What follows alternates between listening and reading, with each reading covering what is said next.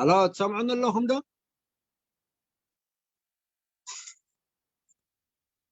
هلا دكتور مايك بتاعتك مقفول. ايوه سامعك لنا. ايوه تسمعون لهم ده؟ ايوه نعم حجي لايف اتينا لنا. مرحبا مشاهدينا الاعزاء في حوار الوعي المشترك، نرحب بكم مجددا في سلسله لقاءاتنا. اليوم ان شاء الله سيكون معنا ضيف الحلقه الاستاذ كيداني ليتحدث عن الانتخابات الاثيوبيه واثرها على الوضع الاريتري. وان شاء الله حيكون معنا الاستاذ انور ابراهيم كمداخل رئيسي في برنامج اليوم، والاستاذ جرماي ان شاء الله معنا في زميل في الاداره حيكون معنا ان شاء الله في الترجمه للغتين العربيه والتجرينيه. تفضل استاذ جرماي، افتح معك المايك والصوره. استاذ جرماي زوكيل.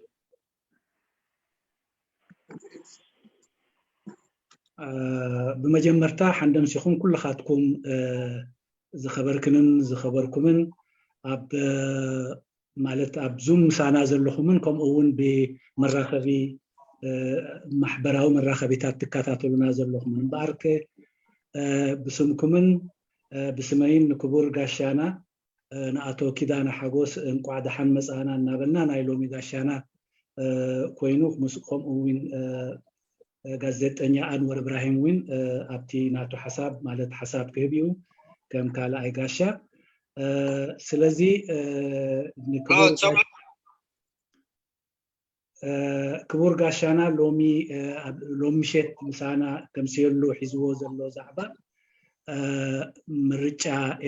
ምርጫ ኢትዮጵያን ኣብ ጽልኡ ኣብ ኩነታት ኤርትራን እንታይ ከም ዝመስል ብዛዕባኡ ስሕብ ዝበለ مبرهن استمرون كبرنا استرفه غاشانا انقعد حن مساكا انقعد حن صنا حكوم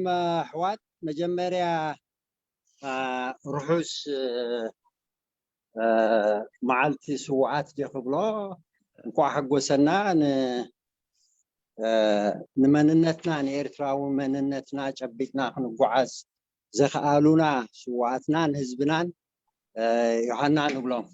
كاو تخيله نابر استيكاتيه يغريتا دونغي بمتاوي حجون ناي حدا حاونا خوني تقام دلو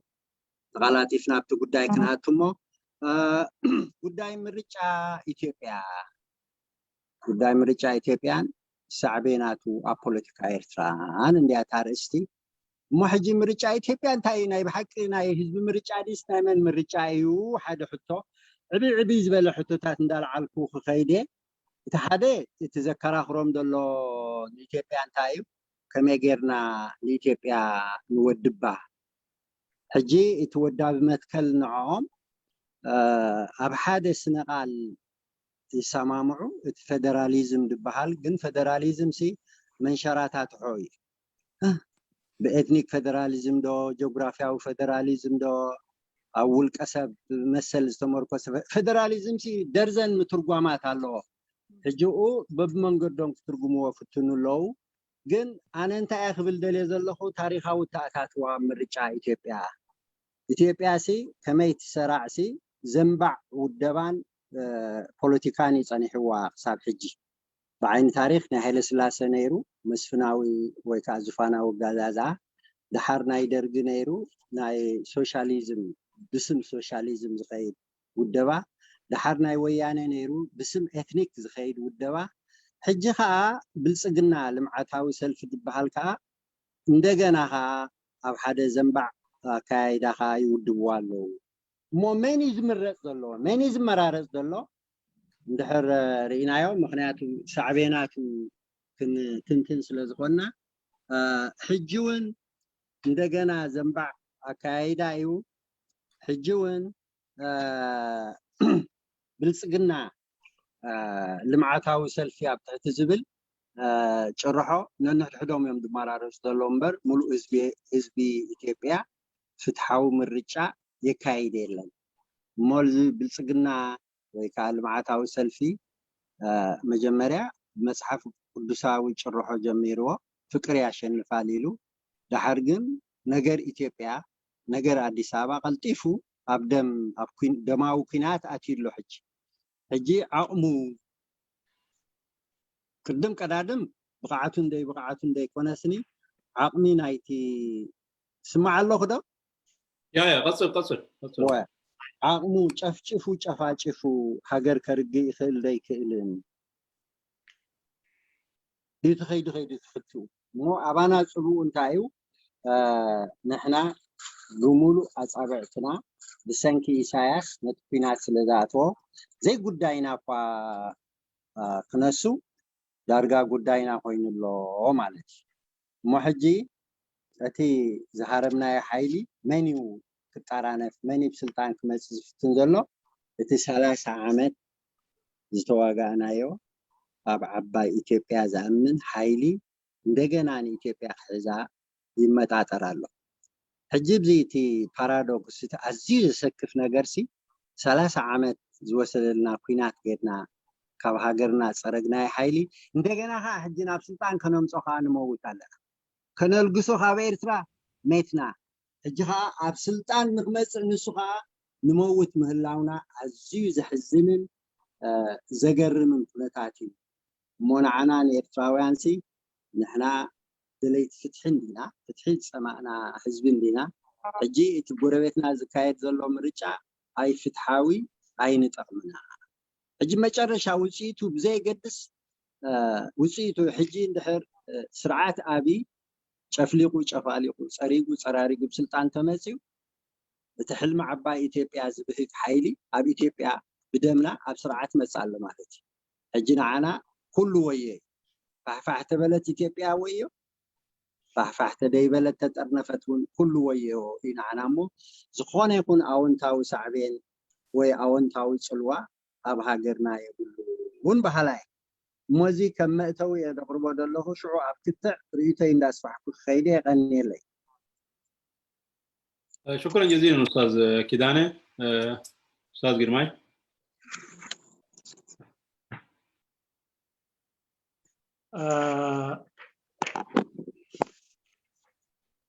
اولا طبعا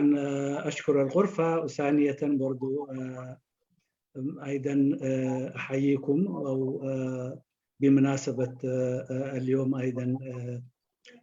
ذكرى شهداء الوطن شهداء التحرير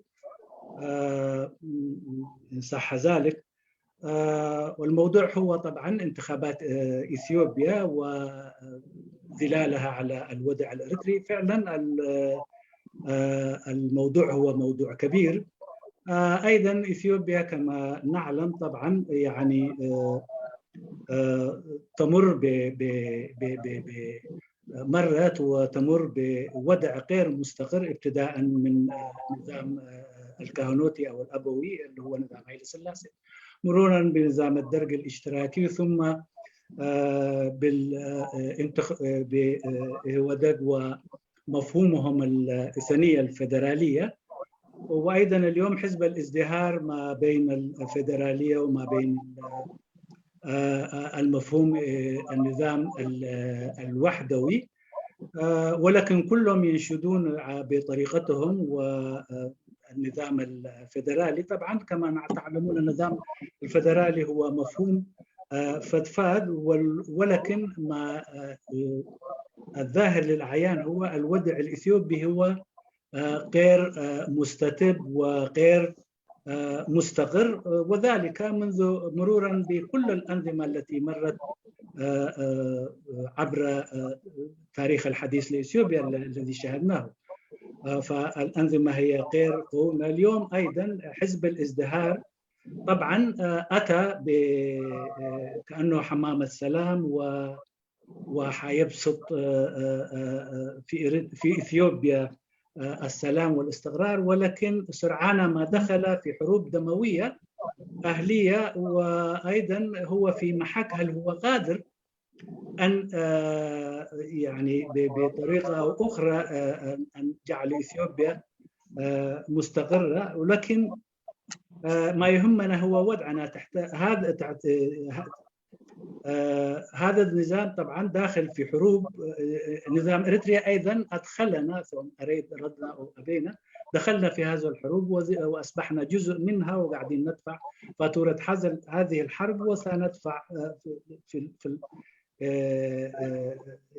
أيضا في الأوقات القادمة. لكن يعني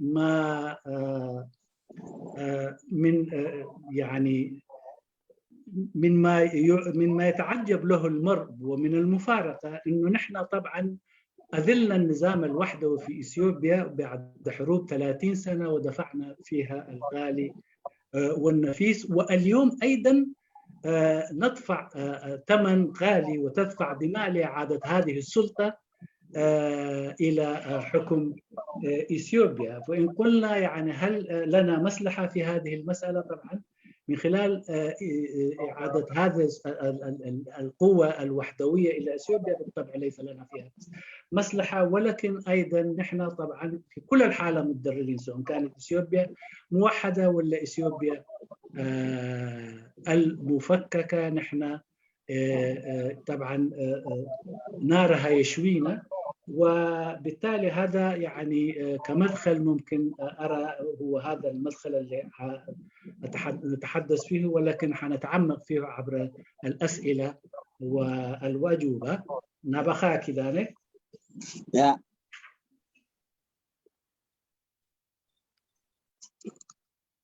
أنا قبتي حتى الملسم كأتي تايتي ودا بمتكل أو ودا دبعه زي نصور زي بروهيو بإثيوبيا public order كمان يلا أبتحت زخل قلولاون دماو قيناتن نعم رجع له أجت مرجع ذاته بسلامة من قد كايدن كمان بمشي زخال حتى جن كموهب نوصل دموت مرجع كايد خلاصي كم دمارارس دلوا حيل تاكسي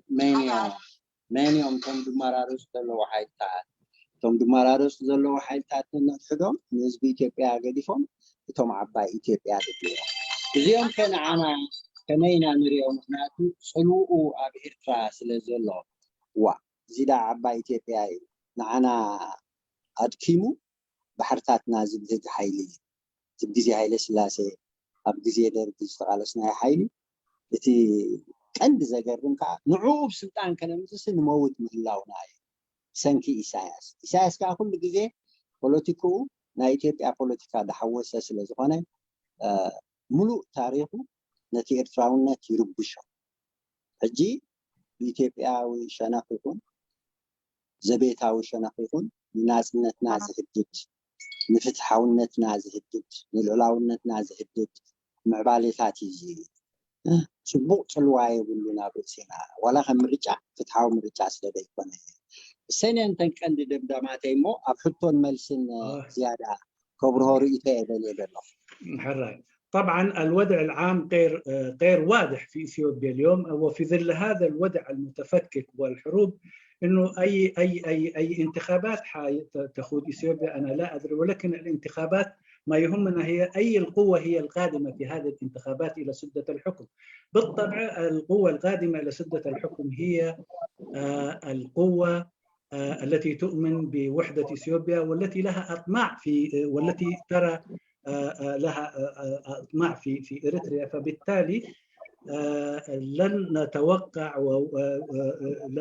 إنه هذه الانتخابات أو القوة القادمة حتكون يعني تنوي كل الخير والتقدم والازدهار لإثيوبيا، بل بالعكس إنه هم حيكونوا أسباب مشاكلنا. وأيضا إنه هم طبعا دائما لهم أطماع للوصول إلى الشواطئ الإريترية، وهذه بالطبع لا يعني حتكون يعني مشكلة بالنسبة لاستقلال ووحدة وازدهار إريتريا. فبالتالي أنا هذا هو المدخل، والمدخل طبعا أنا أقول إنه لا القوة القادمة لا تبشر الخير فبالتالي أفضل أن ندخل في الأسئلة والأجوبة ونتسع من خلال الأسئلة والأجوبة. شكرا جزيلا أستاذ جرماي، وشكرا جزيلا أستاذ كيداني حقوس. إن شاء الله حتكون المداخلة القادمة للمداخل الرئيسي الأستاذ أنور إبراهيم ضيفنا الصحفي الأثيوبي. كمدخل رئيسي كمدخل أستاذ أنور، يا ريت لو أديتنا آخر المواقف بالنسبة للانتخابات الأثيوبية الآن في الداخل، وباعتبارك صحفي تأثيراتها على دول المنطقة خاصة إريتريا، ويمكن برضو تعرج على بقية دول المنطقة من ضمنها السودان وكينيا والصومال، خاصة الانتخابات تجرى في أوضاع الحروب الحادثة في تيغراي. تفضل لك الفرصة الأستاذ أنور، يا ريت لو شغلت الكاميرا كمان. طيب أشكرك حقيقة، أنا سعيد لهذه الدعوة. وصوت واضح؟ صوت واضح؟ أيوة صوت واضح، لكن لو جرماي كمان يوضح للمشاهدين. أيوة. هي طبعا مشاركة لي أولى معكم، وأنا سعيد يعني بهذه المشاركة، وأنه انضم لهذه الكوكبة الكبيرة جدا والتي تعتبر يعني إضافة حقيقية للحوار والتشاور فيما يخص قضايا المنطقة. أوكي. الآن يعني الأخوة الكرام الأستاذ الكرام قدموا يعني مداخل جميلة جدا، وربطوا الملف كما هو معروف. أي تحركات في المنطقة مرتبطة ببعضها البعض، ولا يمكن أن تنفصل عن بعضها البعض مما كان يعني، حتى إن كان هنالك تأثير سياسي أو ضغوط دولية أو أي شيء، لابد أن يتأثر إنسان هذه المنطقة بأي تيار سياسي، بأي تيار وأي حركة تحدث في هذه المنطقة أو في إحدى دول هذه المنطقة. الدليل على هذا الحرب التي حدثت في إقليم تيغراي، شهدنا تأثيرها على المنطقة ككل، حتى السودان تضرر بها، وذلك جراء الهجرات المتعددة أو النزوح الذي أضر بصورة كبيرة جدا على السودان، على الرغم من الظروف الاقتصادية التي يعاني منها، ولكنه يعني استضاف هذه العملية الانتخابية في اثيوبيا. يمكن تأتي هذه المرة مختلفة جدا، والعالم كله يمكن بضع نصب عيونه عليها، ليس لأنها فريدة أو مثلا مميزة عن سابقاتها. كما هو معروف عندما نتحدث في أفريقيا بصورة عامة عن الانتخابات، دعونا نكون يعني نتحدث بكل شفافية. يعني معروف إنه عندما يكون أحد في سدة الحكم ويقود العملية الانتخابية، أو حزب في سدة الحكم يقود العملية الانتخابية، نعرف أن القوى العظمى أو الفرصة الأكبر تكون دوما التوقعات للحزب الحاكم أو للحزب الذي هو على سدة الحكم. طبعا الشيء الجديد أن هنالك يعني كانت أخوه الأستاذ تحدث في البداية طبعا عن أنه كان هنالك تطلعات بأن يكون هنالك التغيير في اثيوبيا منذ بداية أو ظهور أبي أحمد على سدة الحكم، وكذلك الأفكار الجديدة، فكرة مدمر وفكرة الشنفال أو الحب ينتصر، هذه الشعارات التي يعني حقيقة يمكن ساهمت في ظهوره كنجم كبير جدا في المنطقة. ولكن التغيرات السياسية، وخاصة أن هنالك أحزاب يعني ظلت بعيدة عن أثيوبيا لفترة طويلة، يمكن أن أذكرها باللغة الأمهرية أو باللغة التجرينية كما هو متعود، يعني يتحدثوا عنها، مثلا حزب إيهابا وجنبة ثبات وأونج. هذه الأحزاب ظلت يعني بعيدة من أثيوبيا واتهمت بتهم كثيرة جدا، وبعد أن عادت يمكن كان رصيد كبير جدا لأبي أحمد في المرحلة الأولية. ولكن يعني في ظل التغيرات السياسية وعدم استقرار الوضع السياسي في الداخل، باتت هذه الأحزاب مهددة أيضا بعدم المشاركة، خاصة جبهة تحرير أورومو والتي انشقت بفعل تأثيرات داخلية وتحركات سياسية. أستاذ أنور، لو كنت اديت فرصة لأستاذ جرماي، أنت متى ما حسيت إنك ممكن وقفني عشان ما أمشي كثير عشان ندخل طويلة؟ خلاص خليه يكمل الفكرة، الفكرة. أيوة.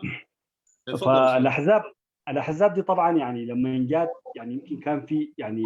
إضافة لأبي أحمد الناس اعتبرتها بأنها جديدة فعلا. أحزاب ظلت بعيدة لأكثر من 40-30 سنة خارج المشهد السياسي في اثيوبيا، يمكن جزء منها في إريتريا، جزء منها في النيجر أو خارج إريتريا أو خارج صورة بعيدة جدا. ولكن بعد أن عادت بناء على التأثيرات السياسية والتحركات الداخلية، انقسمت بعضها وبعضها اندمجت مع أحزاب أخرى، مما يوحي بأن المشهد السياسي في اثيوبيا يعني يسير حسب أو عكس التيار أو عكس الفكرة التي كانت في البدء يعني قد انطلقت او ما يسمى السماح لبقيه الاحزاب، وهذه جعل ان هذه الاحزاب لم تجد فرصه، ابتعدت واحزاب انقسمت واحزاب تضامنت مع احزاب اخرى لتكوين ائتلافات جديده بمفاهيم مختلفه وباهداف مختلفه. تفضل. اوكي. بمجمرتا بتعمي يمسجنكم نزي عدمزي كم اون نسوم بلوصات كواخبتي ابزي مساخم كوينه كمسي عدل بمحابكم مسغانا يوسن يبلون اتك بزعبا كنتاتنا اثيوبيا كنزارم تداخينا كنتاتنا اثيوبيا بزعمي زتاساسرن توساسبن يسلازي عبد خبابيو صلوا الله كبر حاونا كيدان حغوس ون صبو غيرو اقريبو ايو ግን ኣብዚ እዋን እዚ ምርጫ እዚ ፍሉይ ዝገብሮ ቀዳማይ ከም ትዝርኤናዮ እቲ ውግእ ኣብ ትግራይ ውፅኢቱ ኣብቲ ከባቢ ነቲ ብዙሕ ከባቢታት ፀሊዎ እዩ። ስለዚ እዚ ንገዛእ ርእሱ ዘርእየና እዚ ምርጫ ዝካየድ ዘሎ እውን ፅልዋ ኣብዚ ከባቢ ክህልዎ ከም ዝኽእል ነቲ ከባቢ ክፀልዎ ከም ዝኽእል እዚ ምርጫ እዚ ፍሉይ ዝገብሮ ካብቲ ካልእ ምርጫ እንተዳሃልዩ ከምቲ ኩሉ ግዜ እንፈልጦ ኣብ ስልጣን ዘሎ ሰልፊ ምርጫ ክካየድ እንከሎ ንገዛእ ርእሱ ዓብዪ እጃም ናይቲ ስልጣን ወይ እውን ተዓዋቲ ኮይኑ ከም ዝወፅእ ምንም እኳ ብኩሉ ኣህጉራዊ ሓይልታት ይኹኑ ዋላ ናይ ዓለም ሕብረተሰብ እውን ዝፍለጥ እኳ እንተኾነ እዚ ናይ ሎሚ ፍሉይ ዝገብሮ ግን ንገዛእ ርእሱ ኣመፃፅኣ ናይ ሰልፊ ብልፅግና ፍቅሪ ይስዕር ምድማር ወይ ምትእኻብ ዝብል ጨርሖታት ኣልዒሉ ከም መድሕን ኮይኑ መሲኡ ግን ብድሕሪኡ ኣብ ትሕቲ እዚ እንሪኦ ዘለና ኩነታት እቲ ምርጫ ይካየድ ምድላው እዩ ዝገብሮ። ከም እንፈልጦ ኣብዚ እዚ ምርጫ እዚ ብዙሕ ማለት ኣብ ብዙሕ ውስብስብ ዝበለን ኣብ ነንሕድሕዱ ስታይ ዘበለን ማለት ዝተፈናነን ኩነታት ዝካየድ ዘሎ እዩ። ምክንያቱ ኣቀድም ኣቢልና ከም ዝርአናዮ ኣብ ስልጣን ምስ መፀ ወይ እውን ብልፅግና እቲ ቀዳማይ ዕድመ ዝገበሮ ኩሉ እቲ ኣብ ደገ ዝነበረ ሓይልታት ከም በዓል ግንቦት ሰባት ኦሮሞ ኩሎም እዚኣቶም ናብቲ ቦታ ማለት ንኢትዮጵያ ኣትዮም ግን ኣብኡ ምስ ኣተው ንገዛእ ርእሱ ኣብ ውሽጡ ምምቕቃል ዝተፈላለዩ ልፍንጥፋትን ገለውን ተነፂሉ ምኻድን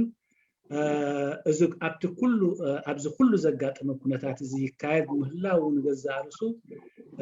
ኣካይዳ ናይዚ ምርጫ እዚ ኣንፃር እቲ ኣብ ኢትዮጵያ ዘሎ ማዕበል ጌርካ ክርአ ይከኣል። ሓደ ዝነበሩ ሓይልታት ዝተመቓቐልሉ ተጋረጨውቲ ዝነበሩ ሓይልታት ዝተላፈኑሉ ከምኡ እውን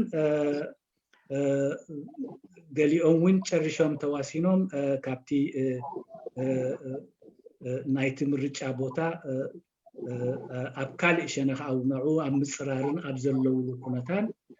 ይካየድ ዘሎ ምርጫ ብምዃኑ እዩ እቲ ፍሉይን ከቢድ ፅልዋ ኣብቲ ከባቢ ክሕድር ከም ዝኽእል ከዓ ዘርእየካ።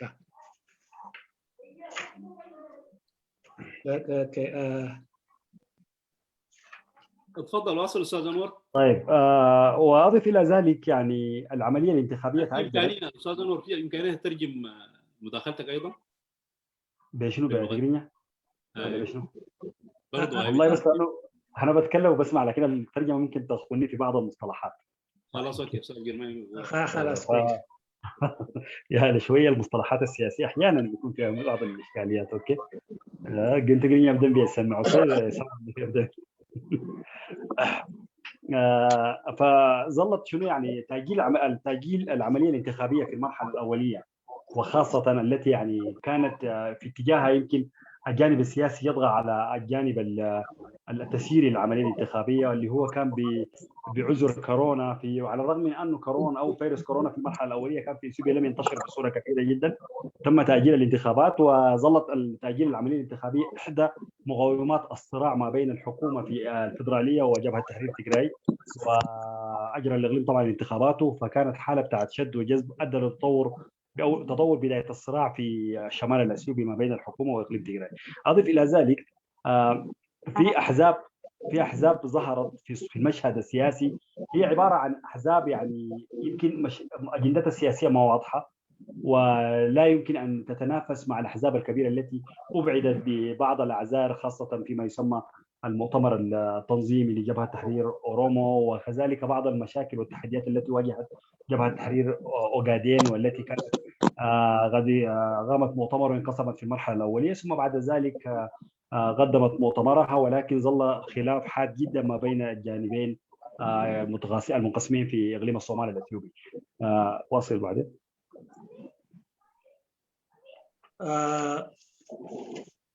እቲ ምርጫ ኣብቲ መጀመርታ ማለት ብኡን ኣብ ግዚኡን ንኸይካየድ ብምኽንያት ለበዳ ኮሮና ተናዊሑ እዚ ምንዋሕ እዚ ገዛ ኣርሱ ዝፈጠሮ ሽግር ኣሎ። ምክንያቱ እቲ ኣብ መንጎ ክልል ትግራይን ኣብ መንጎ እቲ ፌደራላዊ መንግስትን ናብ ምስሕሓብን ናብ ዘይምርዳእን ናብ ወጥሪ ድማ እናተረረን ከይዱ ኣብቲ ኣብዚ ሕጂ በፂሕዎ ዘሎ ኩነታት ክበፅሕ ክኢሉ ማለት እዩ። ካልኣይ እቲ ምንዋሕ ናይቲ ምርጫ ዝፈጠሮ ንገዛ ኣርሱ ሓደሽቲ ሰልፍታት ማለት ክፍጠሩ ዘይብሩህ ዕላማታት ዘለዎም ሰልፍታት እውን ክርአዩ ኣኽኢሉ ማለት እዩ። ብካልእ ሸነኽ እውን ኣብ መንጎ እቶም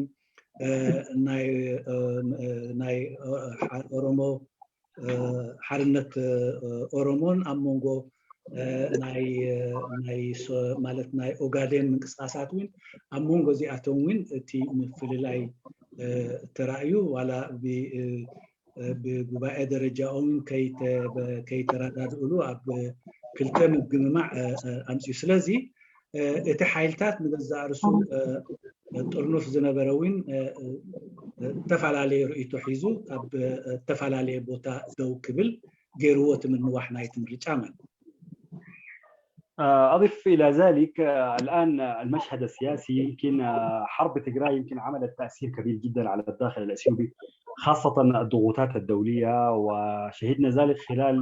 بعض اللجان المفروض كانت تراقب الانتخابات الأثيوبية غيرت رأيها فعدة مرات ما بين مؤيد ومعارض، ولجان رفضت أنها لن تشارك في مراقبة الانتخابات. هذا يوضح بأن الحرب في تيغراي كانت قاسمة الظهر على الحكومة الفيدرالية أو الوضع السياسي في البلاد. مرة أخرى أعود للأحزاب التي ظهرت في المشهد السياسي،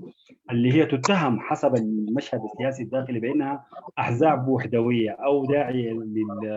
للفكر الوحدوي السابق، اللي هي في معظمها تتبع للشمال الأثيوبي بصورة كبيرة، أو نمطها أو الاتجاه بتاعها اتجاه شمالي أكثر من هو يعني اتجاه قومي حسب المدلول المستخدم. فهذه يعني الآن عندما نرى حزب جنبة ثبات الذي كان في الخارج اندمج مع عدد من الأحزاب في أغلبها يعني شمالية الاتجاه أو تتجه للأقاليم الشمالية مثل إقليم الأمهرة وبعض القوميات الأخرى، وفي ضعف أيضا في بعض القوميات التي يعني لا توجد بصفتها أو بأحزاب تمثلها بصورة مباشرة، على الرغم من أنه الفكر بتاع الازدهار هو فكر قومي ويتحدث بأنه يعني إلغاء النسبية السياسية في البلاد ويتجه حزب قومي يمثل كافة القوميات. ولكن إذا وجهنا مثلا إلى حزب أبن يمثل إقليم أمهرة، بالدراس الخلاف الأساسي كان حول أديس أبابا ولمن تنتمي، هل للأوروم أو للجميع، ففي خلاف هنالك حول ذلك. وأهم عنصرين كانوا متصارعين في العاصمة أديس أبابا هو الأمهرة والأورومو، هل لمن تتبع أديس أبابا. أضف إلى ذلك الإضافة الأخرى، هنالك نغم الآن أو يعني للأسف الشديد يعني في الحراك الانتخابي في بعض العملية الترويجية للانتخابات. إذا شهدنا مثلا كنموذج عام نحن كإعلاميين الأغلبية أو الحراك المكثف في بعض الشوارع الأثيوبية هي لحزب الازدهار بحكم أنه هو متواجد على السلطة، فكانت هنالك بعض الاعتراض من الأحزاب الأخرى التي اعترضت بأنها لم تجد فرصة كبيرة، وجدت تضييق في بعض المناطق مثل حزب إزيم وبيانه الأخير.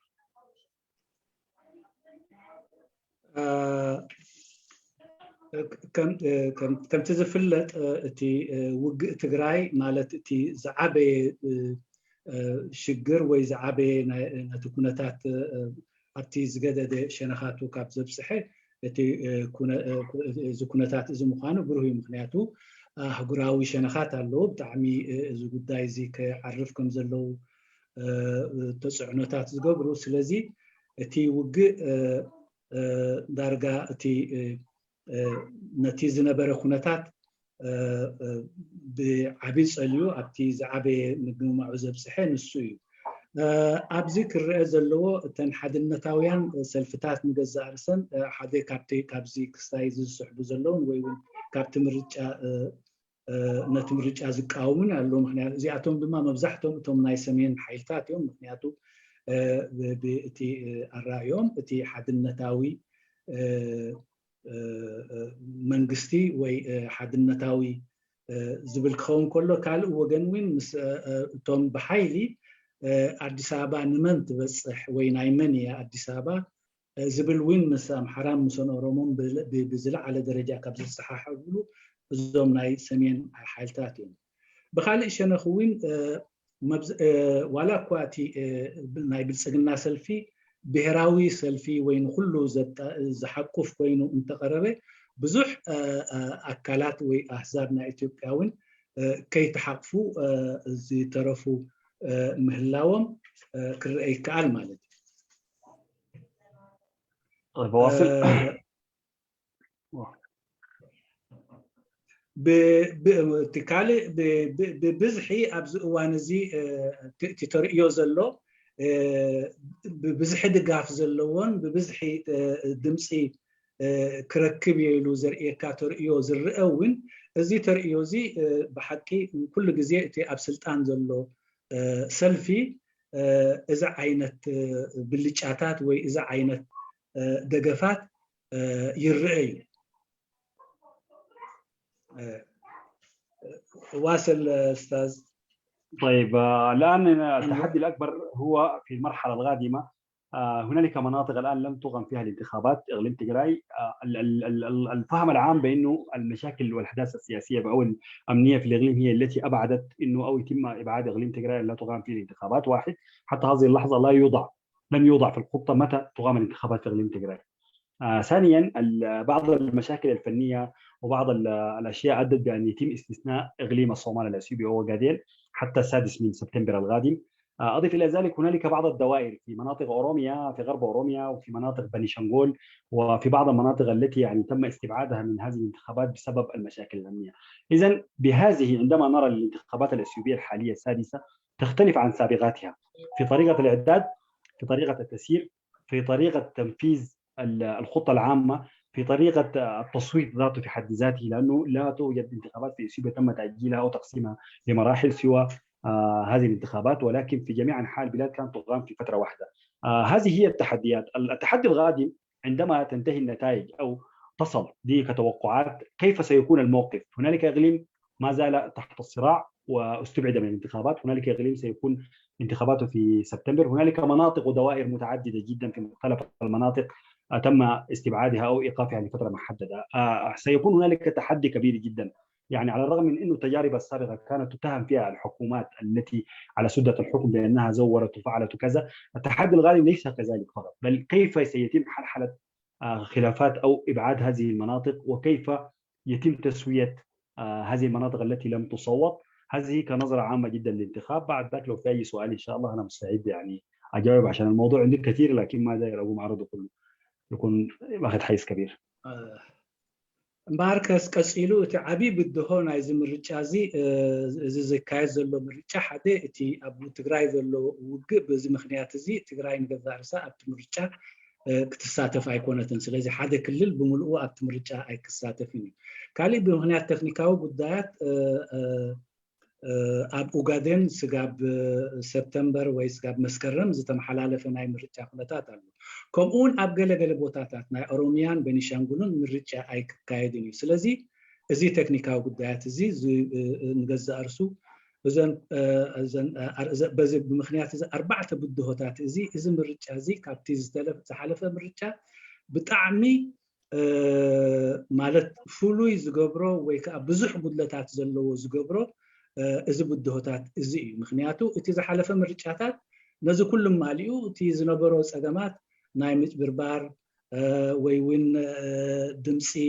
ብዘይ ኣገባብ ናይ ሙሳድ እንተዘይ ኮይኑ ነዚ ዝመስል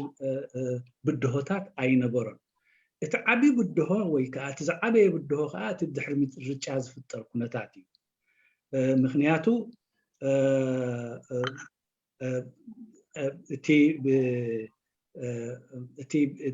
እቲ ሽግር ወይ እቲ ብድሆ ወይ እቶም ሽግራት ናይ ምጭብርባር ዘይኮይኑ ንገዛእ ርእሶም እዞም ኩሎም ኣብቲ ቀዳማይ ዝጠቀስክዎም ኣርባዕተ ሸነኽ ከፊለ ዝጠቀስክዎም ነገራት ዘየማልአን ነዚ ኩሉ እዚ ናይዚ ኩሉ ፀገማት እዚ ሒዙ ዝመፀ ምርጫ ንገዛእ ርእሱ ኣብቲ ምምራሕን ኣብቲ ነቲ ሃገር ምክያድን እንታይ ከም ዝመስል እቲ ብድሆ ካብዚ ክርአ ይከኣል ብዝተረፈ ሰፊሕ እቲ ነገራት ግን ኣብ هي نقطة واحدة أستاذ أزيد عليك مرة واحد معلش. أوكي. ኣብ ገለ ንዓይ ዝምልከተኒ ነጥብታት ብሕቶን መልስን ግን ዝውስኽ ነገር ከዓ ኣለዎ ይመስለኒ تفضل أنور. طيب اللي هو في تحدي كبير الآن حسب متابعتي للملف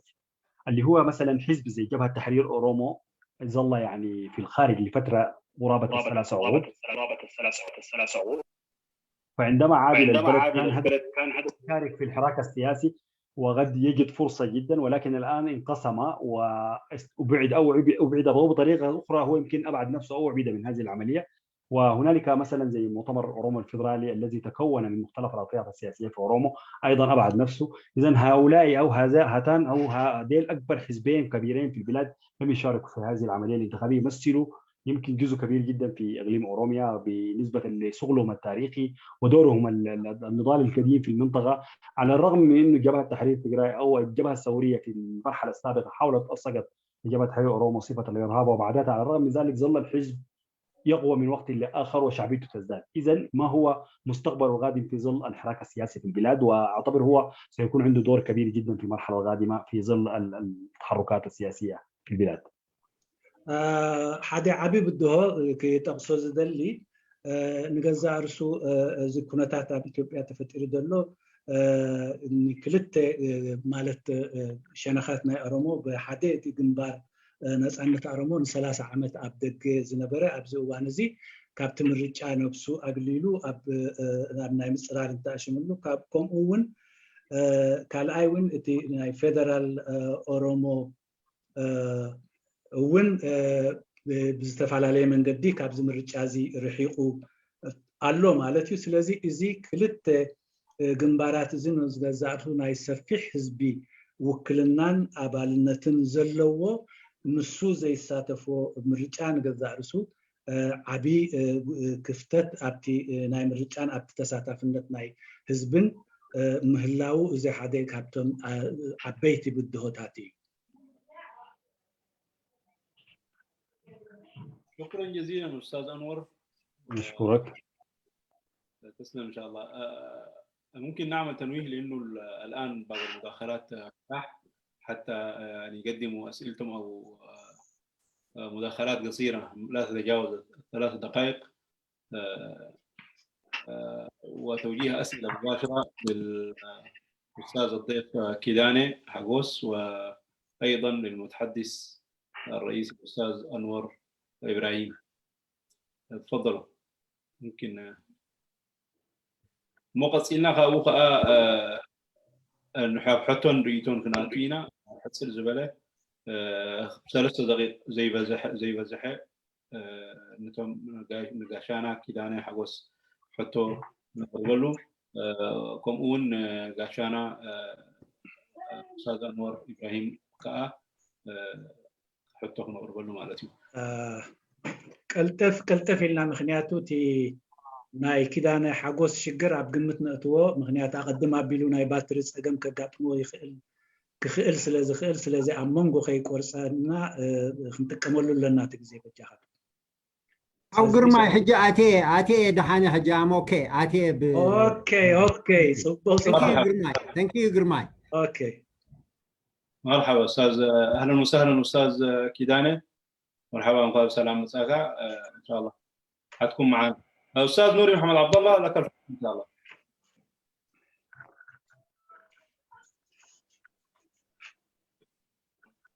طيب مرحبا، شكرا لك دكتور. مرحبا بك، اهلا وسهلا، تفضل. طيب السلام عليكم. المهم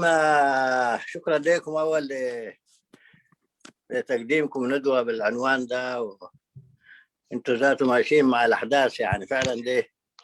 يعني لفته جميله منكم او اهتمام جميل منكم انه الاحداث في المنطقه وكده، وتسابقوا الاحداث يعني كحوار لوعي مشترك. بعدين عبركم يعني احيي برضو الدكتور الاستاذ كداني والاستاذ انور ابراهيم، قلت ولا كده اخونا من شيبيا. فانا عندي الحقيقه سؤال لكلهم، يعني سؤال لاخونا انور. هو طبعا العنوان تاثير هذه الانتخابات على اريتريا، يعني شويه هو في المداخله بتاعته انا ما افتكر تناول المحور ده، ويا ريت يعني يورينا يعني كيف يتوقع انه النتائج بتاعته دي هتكون شنو. ما هو ده العنوان بتاعت الندوه. لو كمل الجزئيه دي انا اشوفه كويس، يعني ورينا تاثيراته حتكون شنو يعني. ده بالنسبه للاستاذ انور. السؤال الثاني بالنسبه لاخونا كداني، انه هو طبعا ورى انه الانعكاسات بتاعته ما حتكون ايجابيه بالنسبه للانتخابات الشعبيه على اريتريا، لكن نحن على المنظور البعيد يعني كيف يعني اريتريا اذا اثيوبيا دي الان، ما هو الصراع اللي موجود هو صراع في الرؤيه، انه كان في نظام قائم على اثنيات، والان في فكره جديده او في تطور جديد بتاعت ابو احمد، انه عايز اثيوبيا موحده، يعني على الاقل قائمه على الهويه بتاعت اثيوبيا، يعني بدل الهويه او الفدراليه القائمه على اثنيه. يعني نحن اذا كان فعلا يعني انه هو لو الاتجاه ده نجح في اثيوبيا، هو افضل لنا ولا افضل لنا اثيوبيا هي ذاتها ما موحده وعايشه في مشاكل، ولا احسن لنا اثيوبيا الموحده والمستقره، يعني مستقبل اريتريا يعني. وشكرا.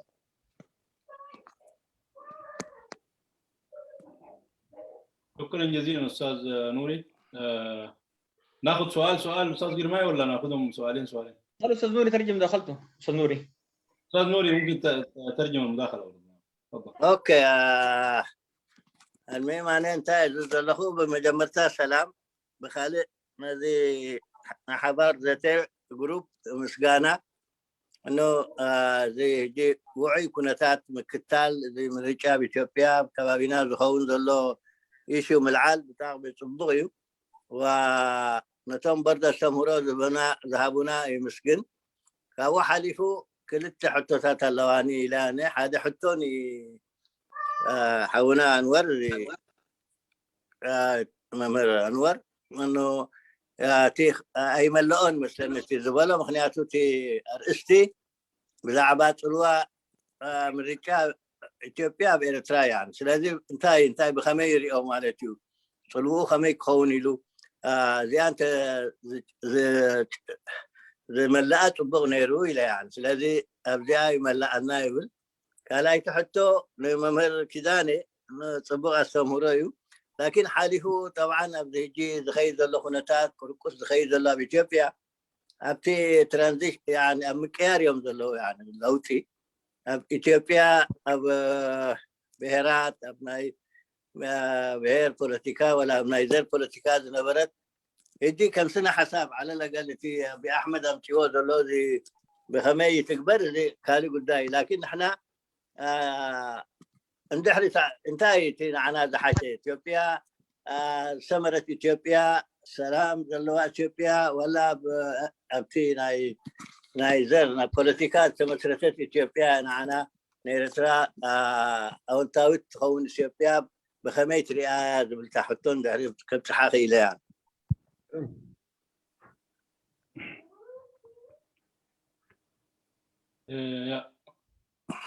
قلت استاذ كيداني الحين استاذ انور كنا وينا ولا تعال. اوكي ما حاونوري لو يغني لي زحوات تا حاده تقرقصنا اثيوبيا ما صلوا يدلو كاب كله تزونا اب افريقيا ذاسواي اهغراو حتى كوين زل حجي ادمت تتاونا معرباوያን كمان صوّع له حجنا عناسي سلاماوي إثيوبيا رجعت إثيوبيا ديس أبقلوا زعاتوت إثيوبيا ده حيشوا أنا حجي ترجعت سي أبتعت على سلاسة نبرات رجعت دينا خنولا أبتعت درجز نبرات رجعت دينا خنولا أبتعت ويانز نبرات رجعت ده خنولا حجي ملسي يتبقع ملسي معنا زمناوي إثيوبيا زمناوي إثيوبيا سي بزمناو من قد التسرعت إثيوبيا أنت تهلون معنا سلام مهابتنا مخنياتو بقبري فحفح كتب الكلا شجر تفتر الله بحدا خلا بحدا بوحدو بابليك اوردر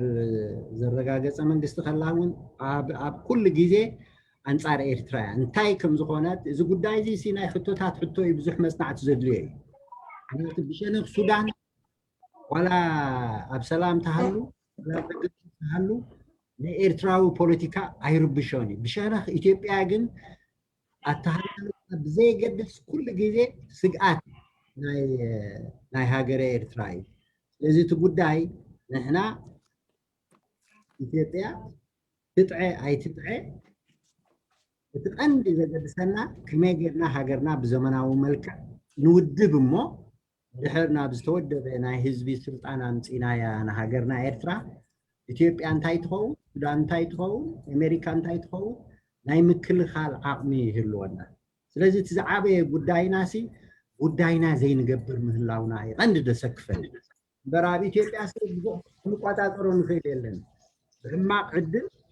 ስርዓት አስመራ ጉዳይ ኢትዮጵያ ጉዳይ ላአቲዎ ነህና ሕጅኡ ካብቱስ ሀገር ኮይና ንስያትና አዊ halቁለው war crime ኣብ ኢትዮጵያ crime against ab Ethiopia ilom tom Eritrean bzahzin mangadi it war crimes it crime against humanity ab sena zakaid zelo gadifom si ab Ethiopia zakaid zelo kam hada uzuz hutto wasida ምክንያቱ በህጋው ዘራርባ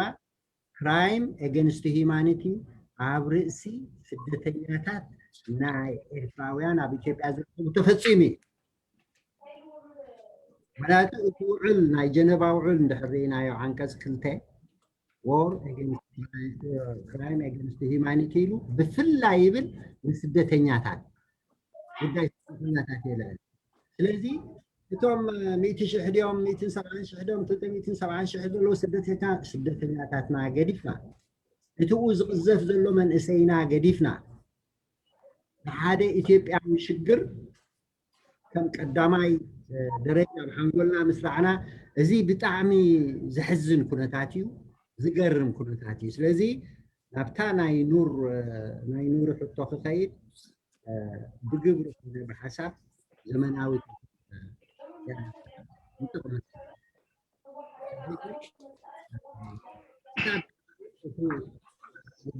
وداب مكنا إثيوبيا زنبع صنيت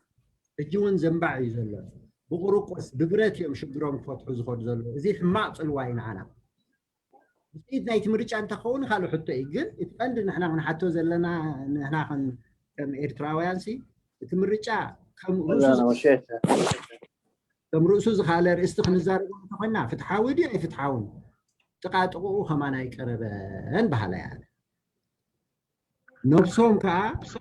بpolitiካዊ መንገዲ ደይኮነስ በወታደራዊ መንገዲ ክፈትሕዎ ስለዘበሉ በትና ኢሳያስ መንገዲ ክፈትሕዎ ስለዝፈተኑኻ ዝያዳ ካኒ ነቲ ኩሉ ዞና ለብዕዎ ስለዚ ኢትዮጵያን ፖለቲክስ ኩሉ ግዜ ናይ ኢትዮጵያ ፖለቲካ አንጻር ኤርትራውነት ማንም ብዘይ ወላቶም አንድነታውያን ይምፁ ወላ ወያነ ይምፃ ኩሉ ግዜ ክሳብ ሕጂ ፖለቲካ ኢትዮጵያ صار إيرترا وحدنتن لعلاونتن ناسنتن مخان زي أي خسمر الله زدلي يغني لي. شكرا جزيلا أستاذ كيلاني. تفضل أستاذ أنور. طيب أنا أشكر الأستاذ نوري. أنا طبعا أول فكرة جاتني إنه أعمل مداخلة عن الوضع الانتخابي وليس أقدم ورقة كاملة. لو كنت عارف إنه حامل الاتجاه أو التأثير على إريتريا بصورة عامة أقدم ورقة كان ممكن أخط المقاومات بصورة كاملة جدا. الفكرة جاتني أنا والخطة أنا انه هنعمل مداخله على تعقيب او تعقيب على الاستاذ كيداني على ما اعتقد عشان كده حاولت اركز اعمل مسح للعمليه او الحراك الانتخابي والانتخابات الحاليه بصوره عامه. وذكرت في الاول انه اي حراك سياسي او اي تحركات في المنطقه خاصه في اثيوبيا تؤثر، وضربت نموذج الحرب بتاعت تيغراي وتاثيرها على السودان وعلى المنطقه. اعود مره اخرى اتحدث بانه تاثير هذه الانتخابات على العلاقه مع اريتريا او على اريتريا تتمثل في الاتي. يعني مثلا النموذج عندما وقع السلام الاثيوبي الاريتري في 2018 تفاءل الجميع بعدد من النقاط، وكان هنالك ايضا هدف رئيسي او خطه رئيسيه حسب المتابعين والمحللين بانه قد يفيد الشعبين الاريتري والاثيوبي. للاسف الشديد السلام بعد ما تم اتفاقه شهدنا الصراع الذي حدث في تيغراي والتدخلات والاتهامات التي مبادره، حتى التي يعني اتهمت بها الجيش الاريتري واتهم بالجيش الاثيوبي. اضيف الى ذلك كان هنالك تهرب من الجانبين لانهم يعني لا يوجد مشاركه، وبعد ذلك تطورت والان الضغط يعني ليس على اثيوبيا فقط بل حتى على الحكومه الاريتريه في الوقت الراهن بسبب الحرب في اقليم تيغراي. اذا دي واحده من النماذج. اذا الحرب يعني كانت مشكله كبيره. يعني السلام الاثيوبي الاريتري لم يقدم حتى هذه اللحظه ثمار مباشره خاصه للشعبين، بل يمكن كان في تدخلات وادى في اعاقه الحراك في الحدود بعد ان تفاعلنا كثيرا. اضيف الى ذلك عقب الانتخابات من الذي سيحكم وكيف سيحكم وما هو مستقبل العلاقه الاثيوبيه الاريتريه في هذه المنطقه، وخاصه ان هنالك حرب طويله جدا استمرت لفتره، وهنالك علاقه او موقف او وضع كان هو حاله لا حرب ولا سلم لفتره طويله انقطعت فيها العلاقه ثم عادت، وبعد ان عادت هنالك تغيرات. اذا كيف سيكون الموقف خلال المرحله؟ اذا الانتخابات ستكون لها تاثير مباشره. الشخص ايا كان الازدهار، حتى ان كان حزب الازدهار الحالي الذي يعتبر هو الذي يعني قاد السلام مع اريتريا فاز في المرحله الجايه، هل سيظل حزب الازدهار بنفس العلاقه مع الحكومه الاريتريه او سيستمر في توطيد هذه العلاقه؟ هل حزب الازدهار سيواصل على علاقته ام سيغير موقفه من الحكومه الاريتريه؟ وخاصه ان هنالك الان يعني بيانات تم رفضها من الجانب الاريتري، كانت بيانات حكوميه لجمعيه حقوق الانسان او لجنه حقوق الانسان الاثيوبيه التي اتهمت الجيش الاريتري صراحه، وكان بيان للخارجيه الاريتريه الذي يعني نفى وحاول يعني يوضح بصوره واضحه انه يعني تورط في هذه العمليات. اذا كل هذه العلاقات مربوطه ببعضها. بعد الانتخابات سيكون الموقف اكثر وضوحا. اذا لابد ان تتاثر هذه العلاقه بصوره مباشره بسبب هذه العمليه الانتخابيه، ليس اثيوبيا واريتريا فقط. هي طبعا الحلقه يمكن احنا بتركز على اريتريا، لكن المشهد السياسي في منطقه القرن الافريقي بصوره عامه قاتم جدا. فالانتخابات الاثيوبيه القادمه على الحكومه القادمه ايا كان حزب الازدهار او اي حزب ثاني او اي ائتلاف من الاحزاب التي ستشارك في هذه العمليه ان فازت سيكون لها موقف مغاير جدا. انا اتوقع يعني لا يمكن ان تستمر مثل موقف حزب الازدهار، حتى ان كان حزب الازدهار ما قبل الانتخابات سيكون شيء وما بعد الانتخابات القادمه سيكون موقفه شيء اخر تجاه اريتريا وتجاه كافه دول المنطقه. وخير دليل على ذلك الان هنالك صراع مع الحدود، صراع حدودي مع السودان. اضيف الى ذلك اديه ترجم الفرصه دي بعدين ارجع للحته بتاعت الاسنيه اعقب فيها دقيقه واحده بس بتاعت الاسنيه في اثيوبيا او النظام الاسني وهل ينفع ولا ما ينفع وحيكون كيف، وبعد كده بربطها بالموضوع هذا ان شاء الله. استاذ جرماي.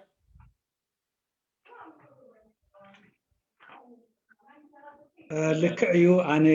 مالت كان حسب دقه في حسب لو بديت بمداخله الاستاذ كيداني. الاستاذ كيداني انا طبعا كنت الكهرباء كانت عندي شو اسمه بدات ولكن لحقتها في الاونه الاخيره. فانا طبعا لحقتها ويمكن تكون هي خلاصه الكلام على ما اعتقد. هو قال طبعا نحن صحيح انه اي شيء طارئ جديد او وضع جديد او وضع في جيراننا ياثر علينا، ولكن التغيير في السودان مثلا سواء كان سلما او ايجابا يعني في الوضع السوداني الداخلي لا يؤثر على اريتريا سلبا، لانه ليس لديهم اطماع او ليس لدي او لم يكونوا في اي يوم من الايام مشكله في الداخل الاريتري. ولكن في اثيوبيا ايا كانت الحكومه او ايا كان شكلها دائما يعني عندنا تاتي مهدداتنا من الوضع الشمالي او من الوضع الجنوبي لاريتريا اللي هي اثيوبيا، وهذا طبعا رايناه. وبالتالي سواء كان الوضع في إثيوبيا يعني مستقر ومستتب أو إذا كان الوضع غير ذلك، نحن دائما يعني نتوجس ونتخوف من الوضع في إثيوبيا.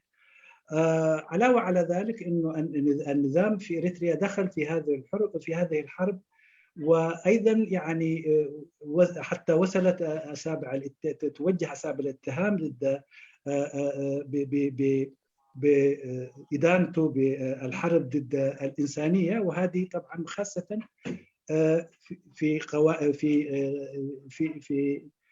في قوانين الدولية، في قانون جنيف 2 بالذات، العمل الذي حصل على اللاجئين هذه هي بامتياز يعني جريمة ضد الإنسانية. هذا جانب. الجانب الآخر الوضع في إثيوبيا سواء كان يعني غير قوي، ويعني النزاعات هنا وهناك. هل الانتخابات يعني في ظل انتخابات تجرى في ظل هذه المسألة هل هي عادلة؟ هذا هي لا مجال للشك، ليس هي عادلة، لكن طبعا هم يعني دخلوا لحل هذه المشاكل يعني الإثيوبية طبعا عن طريق العنف والحل العسكري، وهذا يعني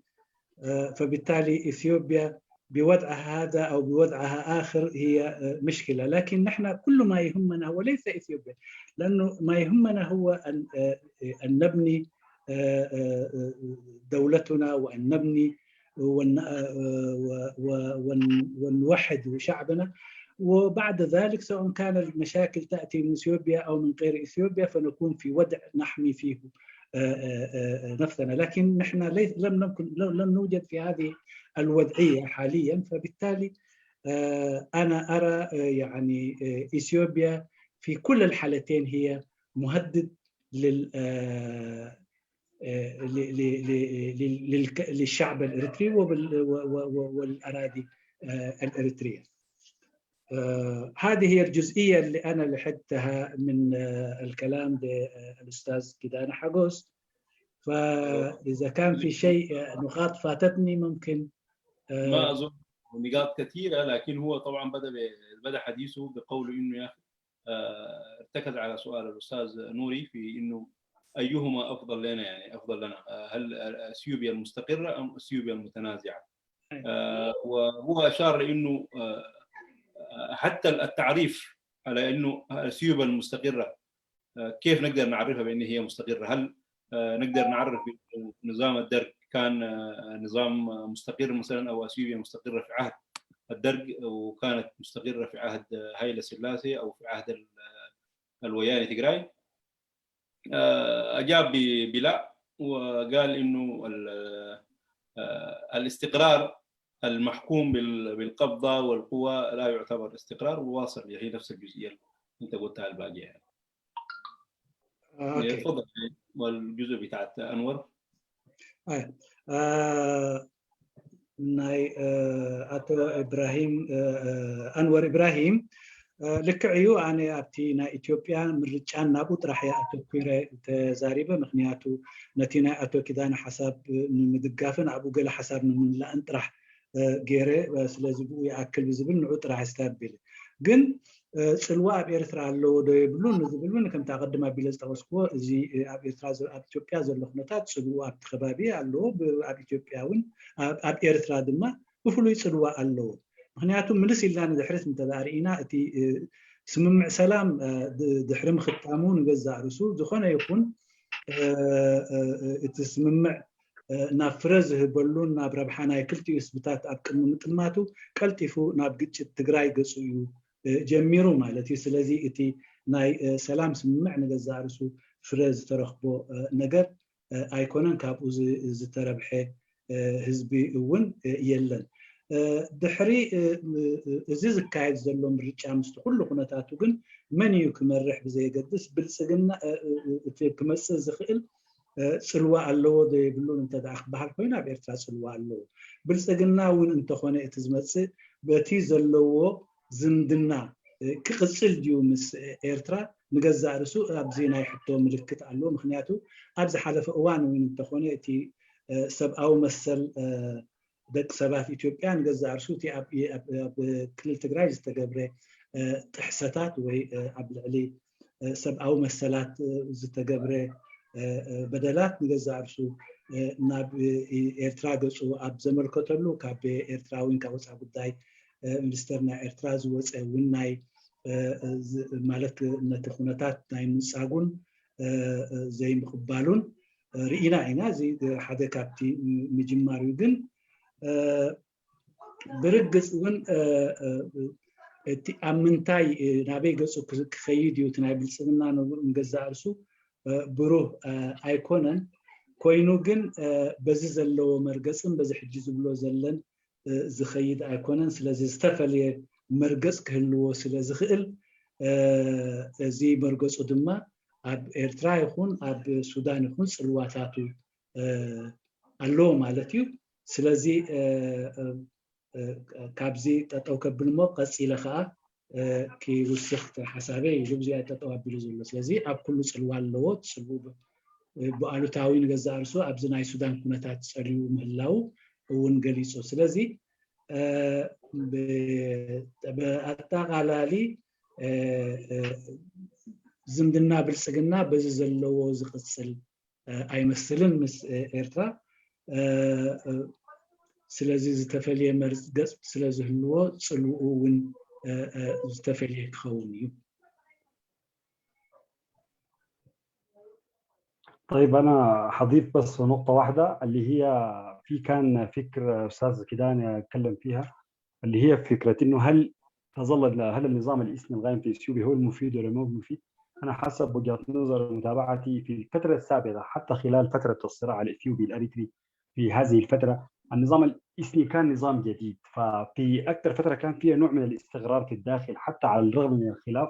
لأنه كان كل القوميات الإثيوبية في هذه الفترة تبحث عن أشياء جديدة في قوميات كانت مبعدة في السابق خلال العهد الأباطرة فالنظام الإثني أدى جيل أو خلق جيل من الشباب أو جيل من الكوادر أو جيل من السياسيين اللي هو يتمسكوا بالفكر الإثني لتطوير إثنياته والدفاع عنها خير دليل على هذا على الرغم من الآن الدعوة الآن جاد بأنه إلغاء الإثنية السياسية أو الاستدلال الفكرية في إثيوبيا أو الفيدرالية فما زال البعض أو الصراعات الآن فيما بين الأقاليم الإثيوبية أو المطالب التي بدأت تظهر هي من أجل الإقليم مثلا الحدود بين الأقاليم حقوق الأقاليم حقوق القوميات فهذه الأشياء أنا أعتقد أنه ما ممكن تختفي بين يوم وليلة وخاصة هنالك جيل نشأ في الفترة بتاع 27 سنة الماضية فمهما اختلف الوضع النظام الإثنية أو المطالب أو الدفاع عن الإثنية الإثيوبية الإثنيات الإثيوبية في الداخل الإثيوبي لدى الجيل الجديد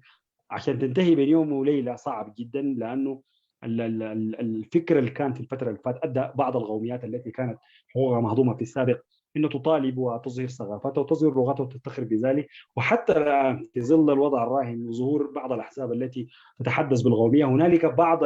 المثقفين الذين يطالبون بحقوق إثنيات أو حقوق مناطق تبع إثنيات محددة خير دليل على ذلك الحدود الصراعات الحدودية ما بين الصومال والأورومو والأمهار والتجراي والعفر والصومال كل هذه الأحداث تمثل بأن توضح بأن النظام الإثني لا يمكن أن ينتهي بين يوم بليلة وضحاها ذيك تعقيب كده على النقطة دي أبتي ناي كدانة حقوس كلوز نبرة في مملة ኣብ ኢትዮጵያ ኩላ ማለት ኣብቲ ዝሓለፈ እዋን ክንግምግም እንተደኣ ኮይና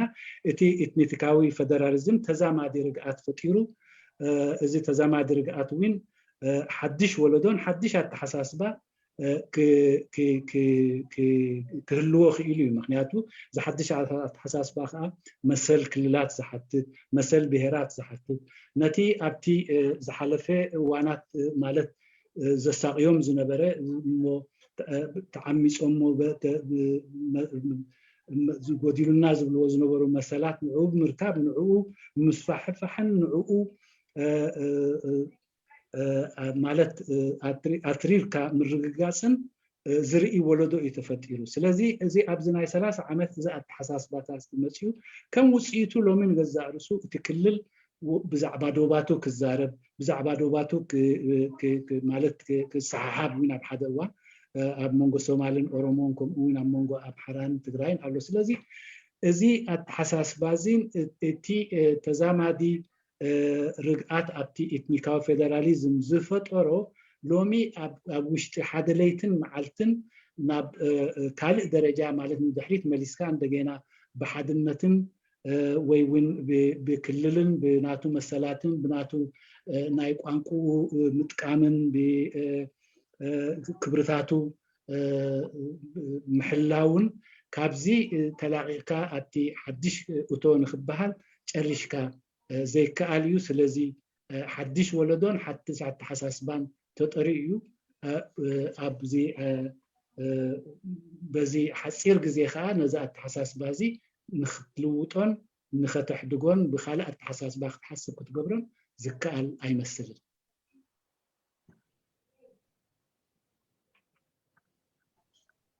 شكرا جزيلا مو قصينا الاستاذ صقاي يوهانس او كله يا ريت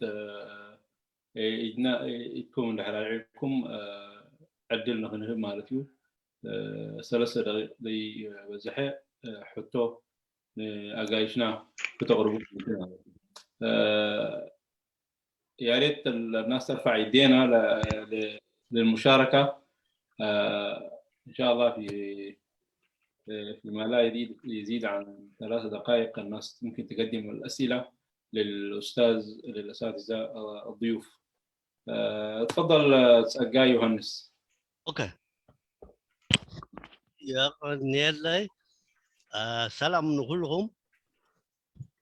سلام ما كي دانا حقوس كمون انوار يفوتني جن لو مسامعي ولا بحاصرو بلغنا وين جن سلام دما نوري كاكد ما يقرب حو نوري سلازتي همزلنا مره هاونا عبي عاوتين نقول እናተ ይሕቶ በሓፂሩቲ ኣብ ኢትዮጵያ ዝካየድ ዘሎ ምርጫስ ፅልዋታቱ ኣብ ኤርትራ ዝብል እንታይ ሽሙ እቲ ኣርስቲ ዘሎ መስለኒ ምርጫ ዝሕጂ ምርጫ ዝካየድ ዘሎ ብሓፂሩ ነቲ ዓድልሲ ናብ ሓደ ዲሞክራሲያዊ ኩነታት ከምፃ ኢሉ ዝካየድ ዘሎ ምርጫውን ኣይኮነን ብሓፂሩ ምክንያቱስ ምርጫ ነይሩ ወያኔ ንገዛ እርሶም ምርጫ ምስ ኣካየዱ በቲ ዝነበረም ሕጊ ናይቲ ዓዲ ማለት እዩ ነዚ ምርጫ ዝተጣሪሮሞ እንደገና ሆሞ ኤኒዌይ እቲ ቀንዲ ዕላማ ግን ከመይ ጌርካ ነዚኦም ተፍርሶም እቲ ዕላማ ነይሩ መስለኒ ስለዚ እዚ ሕጂ ምርጫ ዝግበር ዘሎ ሲ ولا حنت كوي ترجم ده يقول لك نحاسب وخلنا مني أتوسي كبر تغينس أبتد نور وانون كبر زي قالوا المنيا أي نورن حجة قدم ناي كورونا توايل عندي تعرف حجة حو خوينا إثيوبيا لذا أنا تعرفين حوات قالش كم والله كل تيهم إثيوبيا فحت بلسي أنت إيش قرنا قالت بوتاد دروعيني اختريها لها فحد بلا حيل قالوا ندعرا لي نتقم خاينتي بانصار تريو بوليتيكا عين اختريها خلها كود في الليك ولا ترى حنتي مغني عدلها الناسي بحبر السوقوي بهيمانيتاريان ستاها اختريها تخل فحد بلا تيبكاسي 110 مليون سي ناوي قصهم خودو يتي قداي حجسي نعانا خم ارتراويان ها وجه ناي تجراي أوش إثيوبيا ولا حتى كجمر كل سنة ندم بتقامو كلها فلالي والو قال يو مس ناويان سمعت حاضر الله قال لي إذا مالي مس ناي ولا ون مس أي تردو أنت غوين ندعم بري ولا من مس أبي تطقع له تولني كمان دقانا ناي كون المسلم سلازم حجزي أنا تعال بالمسلكم فح أنت بلت إثيوبيا سي أنت أيتقبل أبتيماني تدينا نرد لنا أبزن كلته بوليتيكاوي ولا تدرو شنها نحنا كم إرتراويان مرتي نحنا سي فح تولس تأيتقبلنا نخلو تيخم مل شوال thank you شكرا جزيلا شكرا جزيلا كيداني اوكي ازي مستانا ينوري تراخب عندها يا تخيلنا نملسو تبع حتى يا حاتيتو حاونا سقا يوهانس حجي ኢትዮጵያ ናይ ኢትዮጵያ ፖለቲካ መኖም ኣብ ስልጣን ኣሎ ብዘይገድስ ኣብ ቀጻሊ ኣሉታዊ ጽልዋ እዩ ነይሩ ብኤርትራ ሓንሳ ብሓይሊ ሕዙና ንሓንሳ ኸዓ ብውሽጢ ታሽ እትን ሕጂ ናይ ብልጽግና ንውሰዶ እቲ መጨረሻ ሕጂ ኣብ ስልጣን ክመጽእ ዝማጣጠር ዘሎ ሓይሊ ሓደ ምስ ጨቋኒና እዩ ተዋሲቡ ምስ መን ተማሓዝዩ ምስ ኢሳያስ ተማሓዝዩ أهو الله خان تقمي إرتراهم دي كنا بزيات فلوتو بحقا خان حكا كادي قال كالاي نهاجرنا زبوهجو حيلتات اللو ناس إنتي إرترا دي أم سالساي زي بروه رئيتون مدباتنا اللو زحيلي زيو ناب سلطان كمسد في التنزل له حجي إتي كتستالي أو سلطان أو سلوانا إثيوبيا مس دخمتنا تأساسيرو ولا الناس إنتنا سقاتيو منتهى مفتحي دو حيال إرترا مفتار كم بعدي وربيتك سلام كله صبوغي لذي أخا ملسي أبتاناين روحتو سلاماوي فحفح زبالة أكاتا عسلو زخوانسي زمناوي تيليو كمالتي زمناويت عاب نسألنت إرترا تأمن عاب العلاونت إرترا تأمن إرترا وبوليتيكا بجيجا زي تسألوا إثيوبيا كم باقي كم دليت مالتي أنت زي كوينو وا سلاها كم دي خات دليس كحيل اوكي زي أخملوس كله حوناس جهان سوا تاي شجرنا نحنا تا عسرت جزية تصير بشنا هاجر انت دخمات هجي اتدخمات هتفع فحنتنا تمليسونا عنايب للناس لازم تحيا الإيرتران تاي مالتي ديفاين كجبران عراقي ترى تتصاوت هذه إثيوبيا أبكندي إثيوبيا خطواجع كلا فح كتب الكلا مش حاديهم كونكا نحاديهم مهرام صعبين سلوزلوسي أبزخن زعينت كنت زي تأتو إيرترا فتحاوت إيرترا سلاماوت إيرترا مون هناس إزي أب إيدنا زلو سلوزخون نا أمو نتوكر شعوب إثيوبيا دمسألنا علو تاوز الواتات نايم مكات أعمغلو نايم مبر سلاخا قد سلاخا مخانو زرقاقس كحيس كدكم دي خات ديليس ويس كحيلوا كدكم يخات ديليس سامفالي لو جنزي أكاتعي أب كبابي خاقا سلام دي مهلاو أب قروبيتكا سلام دي مهلاو كا علو تاو سعبين سلوزلو إتي كوينوتي بصفة مثلا أتكويرة من السلة نحن أبناء إثيوبيا بوليتيكا أبناء إثيوبيا بوليتيكا إبنان إجرام وكلنا نحن بوليتيكا إتسلام إتفتحي تندليسي إد سلزلناو نحن منفتر إتخالق كلاوي مبر صلاحا خدكم كله نعها نهلونا قداسين دي خبل كله بوليتيكال فالي لو براغماتيزم كتكيد كلها بتحدو وجن كا عباي إثيوبيا وعباي السودان فح كتب كلها عب كبابينا هاني علو تاوس الواصل زلو نحنا زلو هجي إتي كوناتي إتقندي إتسلام إتفتحي إترجعت عباي تانا من الرجاجتو شعو زحيل عمه اللو ناي كاب كبابينا دمس الواتات كنكلاخ البهلاي غني لي طيب أنا شايف أستاذ كيدان يجاوب عليه بطريقة كويسة جدا على الرغم إنه السؤال المفروض لا يوجه لي في هذه اللحظة.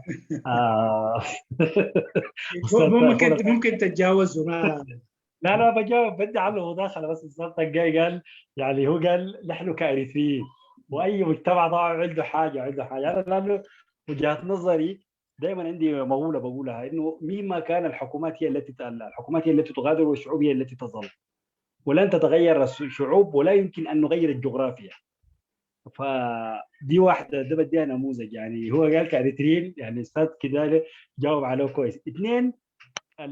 أي زي ما تحدثنا في السابق إنه أي حراك سياسي في إثيوبيا حيأثر على إريتريا كذلك أي حراك في إثيوبيا أيا كان يعني مثلا كان في دعوة في السابق للناشطين الأوروميين بانفصال إقليم أوروميا كان في دعوة في السابق سمعناها حتى كان في حراك من داخل الاراضي الاريتريه في تلك الفتره، يعني يبان المعارضه انه نحن الروميين ونحن. في النهايه عندما جاءت التغييرات الان تغير الموقف. اولا انا ما اؤمن به انه اثيوبيا لا يمكن ان تتشتت نهائي. اذا تشتتت اثيوبيا ستكون عبئا ثقيلا على المنطقه ككل. يعني كون اثيوبيا تنقسم دي غايه والله اعلم، لانه انقسمت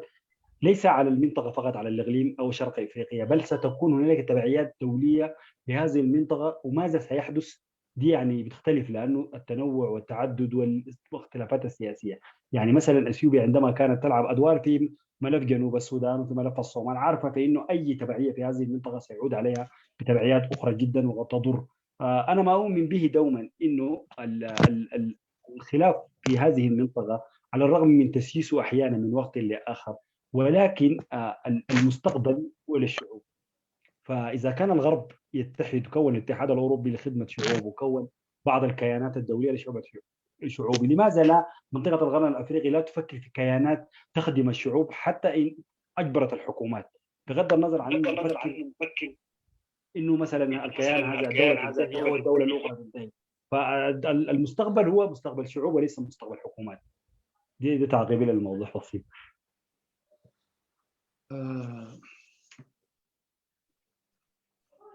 اوكي، هل نايكي دانا ترجمة هذه؟ لا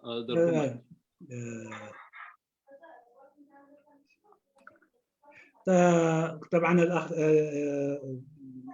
الاستاذ كيدانا حقوس رد انه هذا السؤال هو مهم والناس يجب ان تجيب عليه يعني بكل وضوح. طبعا اثيوبيا يعني ايا كانت اثيوبيا، سواء كانت اثيوبيا الموحده او ذو نظام وحدوي او ذو نظام فدرالي، كانت مشكله. فاي يوم كانت لم تكن اثيوبيا مشكله لاريتريا، حتى اذا الانظمه اللي كانت قبل هذه النظام. فبالتالي هذه هي طبعا اثيوبيا هي مشكلتنا. فبالتالي من الناحيه الانسانيه ممكن الواحد يتحدث عمليه التفكك، وهذا قد لا يكون شيء جيد، لكن ايضا يعني من الناحيه البراغماتيه انه الواحد يرى مصالحه. لكن على كل حال انا ارى انه لماذا نتخوف من اثيوبيا، او ليش هذا الهاجس الكبير اللي عندنا من اثيوبيا؟ اولا ابي طبعا او رئيس الوزراء الاثيوبي يتحالف مع النظام في اريتريا، والنظام في اريتريا يعني هو نظام يعني سبب لنا كل المعاناة. فبالتالي من يتحالف معه لا يمكن أن يكون يعني صديق لنا.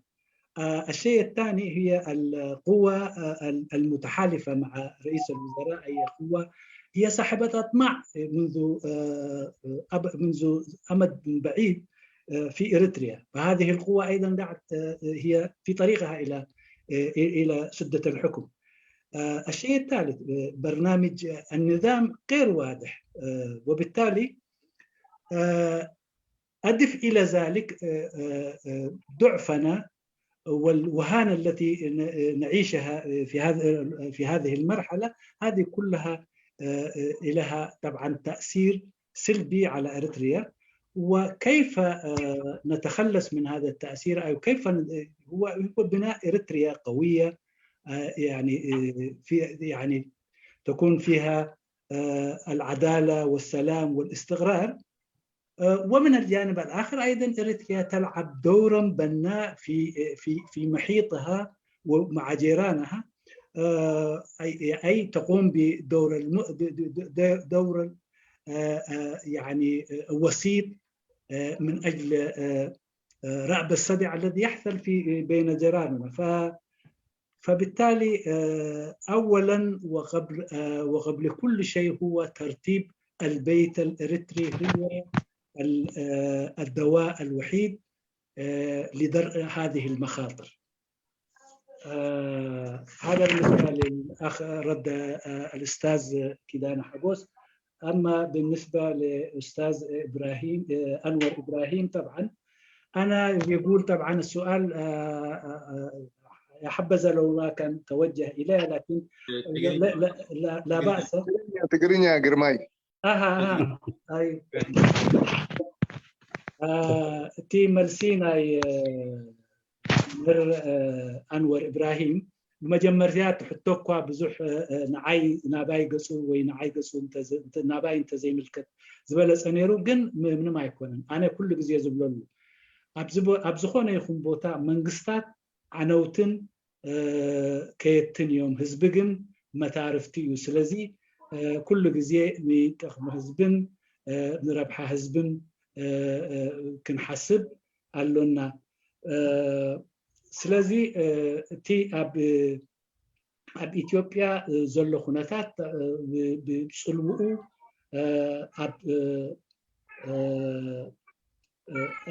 اب إيرتران لو أقدم أبيلنا وين كم ترينايو اب إيرتران جزارسو اب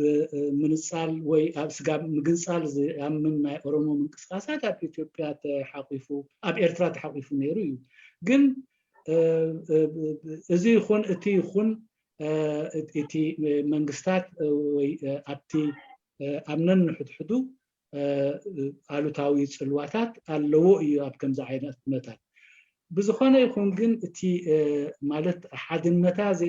ኢትዮጵያ መጀመርታ ኣነ ማለት ናይ ምብትታን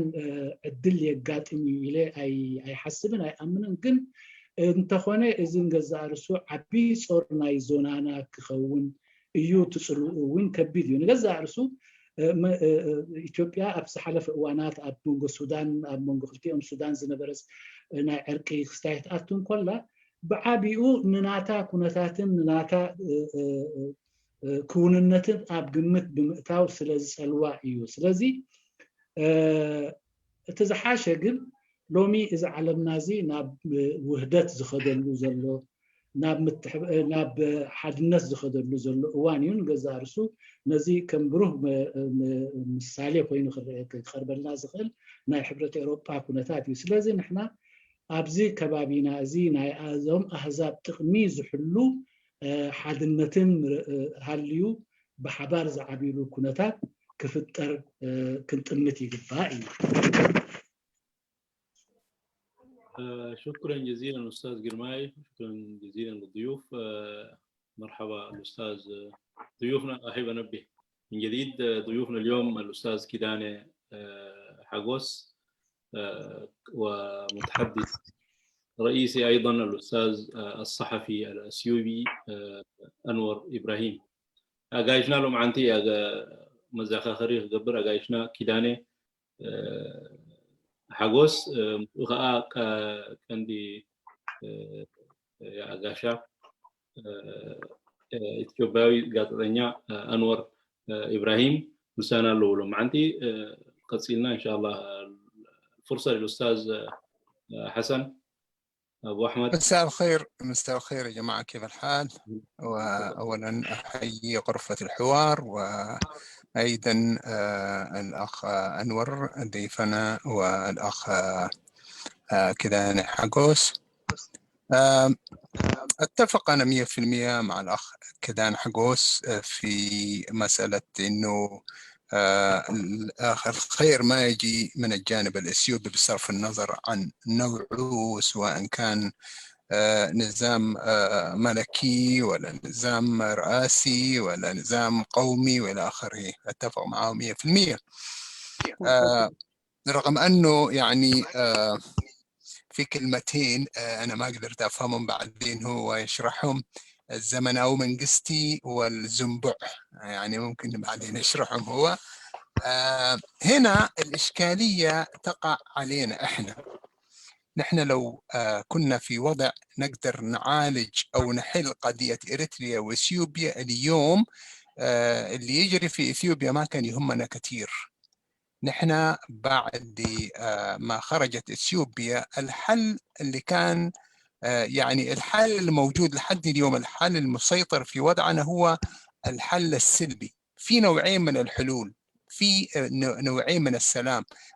السلبي والسلام الإيجابي. والسلام السلبي هو عملية السيطرة على العنف وإيقاف الحرب، ودل نحن عليه من 91. المفروض نحن كنا نكون في الوقت الحالي في السلام الإيجابي، positive peace، واللي هو عملية المجرم يبدأ بالاعتراف بالجرائم ثم يدين الجريمة ثم يعود، والتعويض ده يسمى post war reconciliation، ولا اللي هو البناء ما بعد الحرب. والبناء بعد الحرب لا يعني انه بناء بيت والى اخره، بناء كل شيء، معناه بناء النسيج الاجتماعي، إذا إعادة المهجرين، موضوع الأمن، الصحة، التعليم، الاقتصاد، معالجة الأمور التي نتجت جراء التفكك الاجتماعي، أمور كثيرة ده ما حصلنا عليه، ملفات لسه مفتوحة، يعني جرائم ارتكبت من قبل إثيوبيا، أبادت قرى، قتلت، تهجرت إلى آخره، ولكن إثيوبيا طالما ما تحاسبت على الجرائم دي بإمكانها ترجع وتعملها والأطماع تكون حيا إلى الأبد. ولكن لو إثيوبيا كانت تعاقبت على الجرائم اللي ارتكبته وعودت الناس اللي اعتدت عليهم وقتلتهم وشردتهم، اليوم ما كنا نفكر بتأثيرات إيجابية أو سلبية تجينا من قبل إثيوبيا، وحتى لو كنا فكرنا فيها تفكير بسيط، لأنه التأثير ما يكون كثير. لكن اليوم لحد اليوم البوابة مفتوحة. النظام الموجود في إريتريا ما يعتبر يعني كل ما نفتح عيننا قاعدين نسمع كلمات منه، كلمات تهديدية للسيادة الوطنية زي اللي بيعتبر الشعب الإثيوبي والشعب الإريتري شعبين مختلفين، يعني إذا ما يعرف تاريخ وإلى آخره. عليه أنا أعتقد معالجة هذه القضية هي أولا إسقاط هذا النظام، ثم فتح الملف والاتيان بالسلام الإيجابي، peace positive peace، واللي هو يعالج كل القضايا، يقفل الملف هذا، وبعد كده تتعامل معه كدولة جارة، ما في تخوف على سيادتك ولا إلى آخره. وشكرا. شكرا جزيلا أستاذ حسن مية، أستاذ حسن أبو أحمد. تفضل أستاذ جرماي. حسن ما يترجم كلامه اليوم. حسن ترجم. أنا زنبع وزمناو من قصة اللي ما فهمت حترجم لك يعني.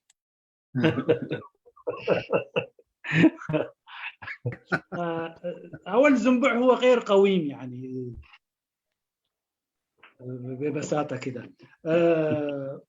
مالت وزمناو من قصتي قلت اوكي هراي ترديو كالون تي حتونه. اوكي انتي مسلكم حجة أنا دبل دلخو سي سخم هذا زين نروح نتخاذن دي حجي أبتي تنقند دندامات يخجلس عند في التندرلخو زنبع انتي مالتي هايلة سلاسة أم حاران زابي هرز الأخن تجزي أيدو كاباي هدو خاب قليلو أم حاران تواهدون تزي قلنا ناسي أبم حاران أتواهدون استمر كسنين زنبعي أي سرحن منجست هاي المريم بأيديولوجي أتيوان تشجرنا إثيوبيا أي سرحن زنبعي وياني بسم ناي بهرات مسلكا إثنيكاوي العلنات ناي تجراي بيرا أبزي بس حتى الله إثيوبيا نبصي حوار زنبعي أجها بلصقناها حوسواس أي ناي بهر أي ناي على هاي السلاسة زي بروه مدد إذا أنا زر زنبع أجنا أنا كو بلصقنا كو بدم من إسياتنا غيرو سلطان عبي إثيوبيا كرجز دل حيلو كوي نيرتراوان أديتات مونحتتن تايقبرالو بلصقنا بس إساياس كوينو من إسياتنا أبدم عليه هو من سلطانو مالتيو حجي خساب حجي إثيوبيا زنبوعي تكايدا زمناوي تخنتاي مالت كايدا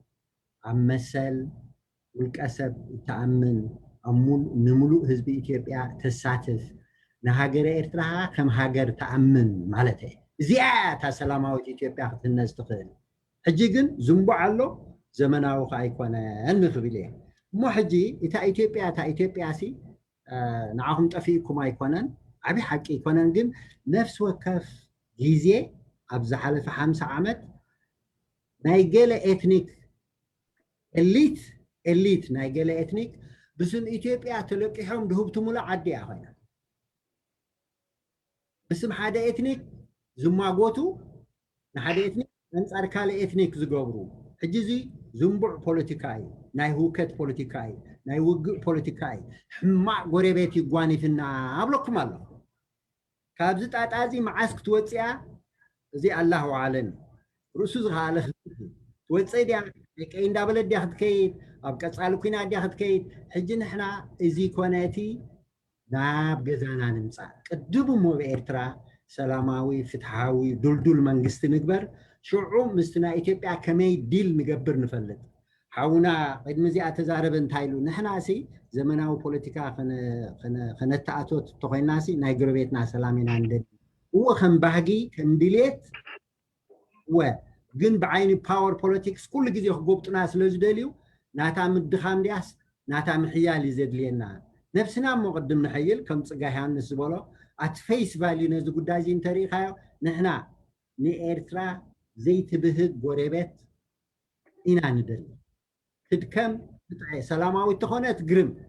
زمناوي التخونات قرم تدي كونا قن نحنا تقادادنا انتاينا نقبر زلنا اتي ندوليو اب إثيوبيا بكنت نبهقو مجمريا اب هاجرنا نبهقو اب هاجرنا خاني اب قبرنا وقلو سعو حيال إرترا نإثيوبيا صبو نخبابيا صبو تقدمنت كا نهزبا صبو اب قريتشتنا إثيوبيا خاين موود منات منسي إرتراسي نهايل سلاسة خلقس دميو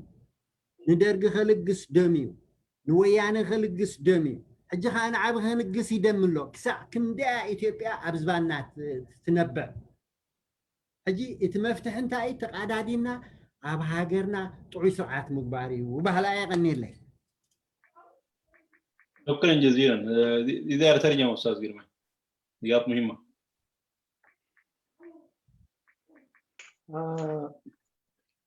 طبعا النظام الغير سوي والغير قوم المقصود من نفتح الكاميرا لو الكاميرا مقفولة تمام. من كلمة زنبوع طبعا. أنا طبعا عندما أقول أن النظام في إثيوبيا يعني هو غير سوي وغير قويم، طبعا رأينا أنه نظام هيلة سلاسي طبعا المواطنة أو الوطنية كانت مبنية على الأمحرة والديانة الأرثوذكسية. هذه طبعا غير سوية وغير قويم. بعده أجى نظام درقي برضو كانت مبنية على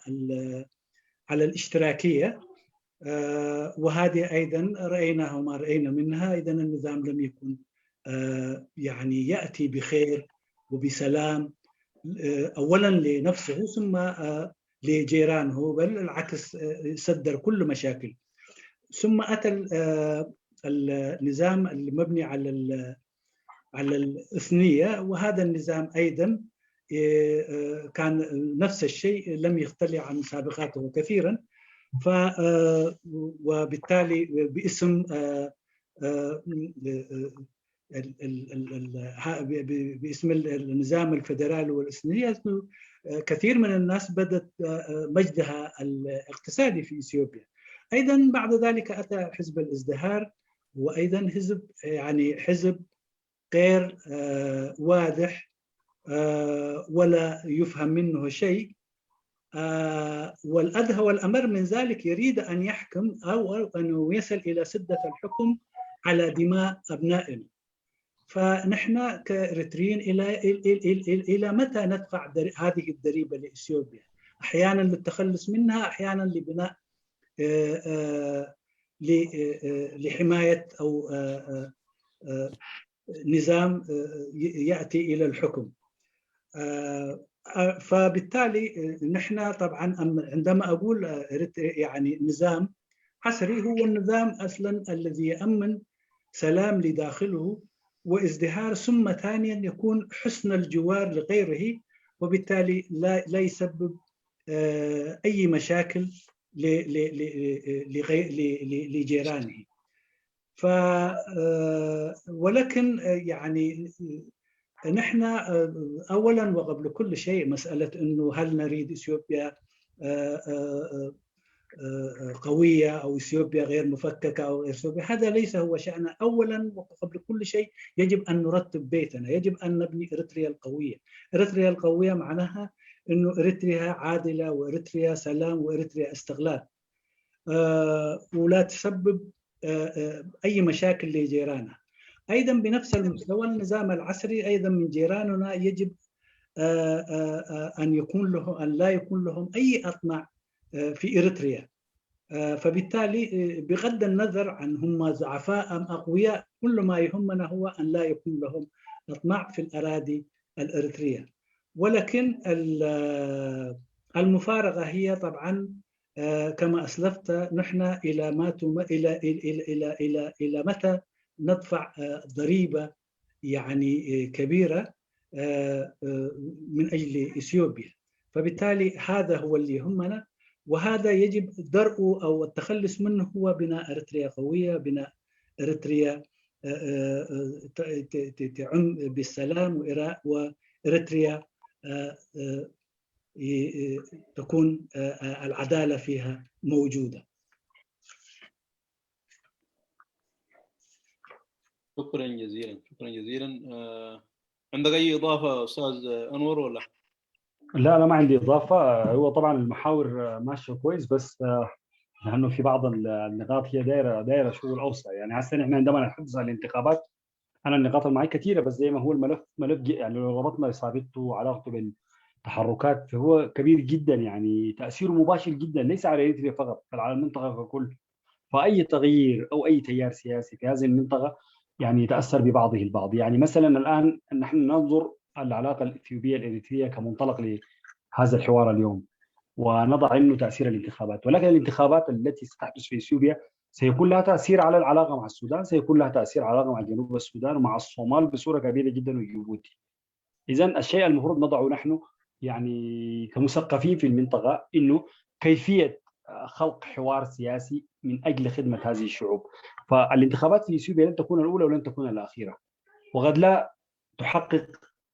المرغوب فيه أو المرغوب فيه داخليا، وقد لا تعطي مثلا أي يعني شيء كان يطمح إليه الشارع أو السياسي الأثيوبي أو الأثيوبي بصورة عامة. ولكن بقت لابد من هذه العملية في ظل الحراك السياسي الحالي. حتى الحكومة الداخلية في حد ذاتها هي تواجه تحدي. يعني الآن أجلت الانتخابات بسبب كورونا، إن لم تقم بهذه الانتخابات في هذه المرحلة قد تواجه مشاكل كبيرة جدا. هنالك مطالب من بعض أحزاب المعارضة كان في السنة الماضية بإنشاء حكومة انتقالية. إذن كان لابد من أن تجري هذه الانتخابات بأي طريقة وبأي وسيلة. فيمكن قد يكون مخرج مؤقت فقط، ولكن بعد الانتخابات ماذا سيحدث؟ كيف ستكون علاقة الحكومة المنتخبة مع دول الجوار، وخاصة نحن الآن نتطرق إلى العلاقة مع إريتريا، وهل سيكون التعامل أو العلاقة نفس العلاقة الحالية دي ولا حيكون متطورة، وربما قد تأتي حكومة جديدة بمفاهيم أخرى في ظل التغيرات التي تحدث حتى داخل الازدياد. هنالك تغيرات من وقت لآخر، فدي لازم نضعها في الحساب، لأنه الانتخابات هذه لن تكون الأولى والأخيرة في هذه المنطقة وخاصة في إثيوبيا. الآن أحزاب تاريخية خرجت من المشهد السياسي كما تحرير تجراي، أورومو، وفيكو أو يسموه مؤتمر أورومو الفيدرالي، بعض الأحزاب. وهنالك أحزاب ظهرت ربما قد لا تستمر. معروف في المنطقة هنالك أحزاب تاريخية يعني لها شغل تاريخي وبعد تاريخي، مهما حوربت مهما عملت لن تختفي من المشهد السياسي. وفي أحزاب عبارة عن تشكيلات، يعني مثلا جنب الثبات عندما ظهر من قبل بمسميات مختلفة وصل لجنب الثبات، الآن اندمج ظهر مع 7 أحزاب يسمى إيزيما. إذن في أحزاب تتغير وتندمج وتكون ائتلافات محددة لتقوي نفسها. هنالك أحزاب مهما حوربت مهما فعلت تظل ثابتة في موقفها التاريخي وبعدها شغلها التاريخي. هذا ما حبيت أقوله، وتأثير مباشر جدا. وبعد الانتخابات يا ريت نلتقي عشان نشوف الحاصل حيبقى إن شاء الله. أكيد ومنجستي نيرتران زبل أبو تراي كي توسنا نجزع أرسو بسفحو نبزح كسر له 5 خيل نري مكنياتو ምስ ሱዳን ይኹን ምስ ደቡብ ሱዳን ምስዋል እዚ ፅልዋ ክህልዎ እዩ ንገዛ ርእሱ እዚ ምርጫ እዚ ዝካየድ ዘሎ ኣብዚ እዋን እዚ ቀድም ኣቢሉ ንዑ ንክጥዕሞ ብምስምስ ናይ ለበዳ ኮሮና ክናዋሕ እንከሎ ኣብዚ እዋን እዚ እውን ኣብ ከናውሓሉ ዘይክእል ኩነታት ስለ ዝበፅሐ እምበር ውፅኢት ከምፅእ ወይ ህዝቢ ዝፅበዮ ሃረርታ ህዝቢ ንምምላስ ኢሉ ዝካየድ ዘሎ ምርጫ ኣይኮነን ናይ መጀመርታ ናይ መወዳእታ ምርጫ እውን ኣይኮነን እዚ ምርጫ እዚ ንገዛ ርእሱ ካብ ገለ ሽግር ንቅድሚት ንምህዳም ካብ ዝግበር ዘሎ ምርጫ እዩ ምክንያቱ እሱ ከዓ ኣብ ገለገለ እዋናት ብሓያል ናይ መሰጋገር መንግስቲ ዝጠልብ ኩነታት ወይ ይመፅእ ስለ ዝነበረ ኣብዚ እዋን እዚ ምስ ኩሉ ሽግራቱ ክገብሮ ዝሓለፈ ንገዛ ርእሱ ካብዚ ጉዳይ እዚ ካብ ናይ ሓደ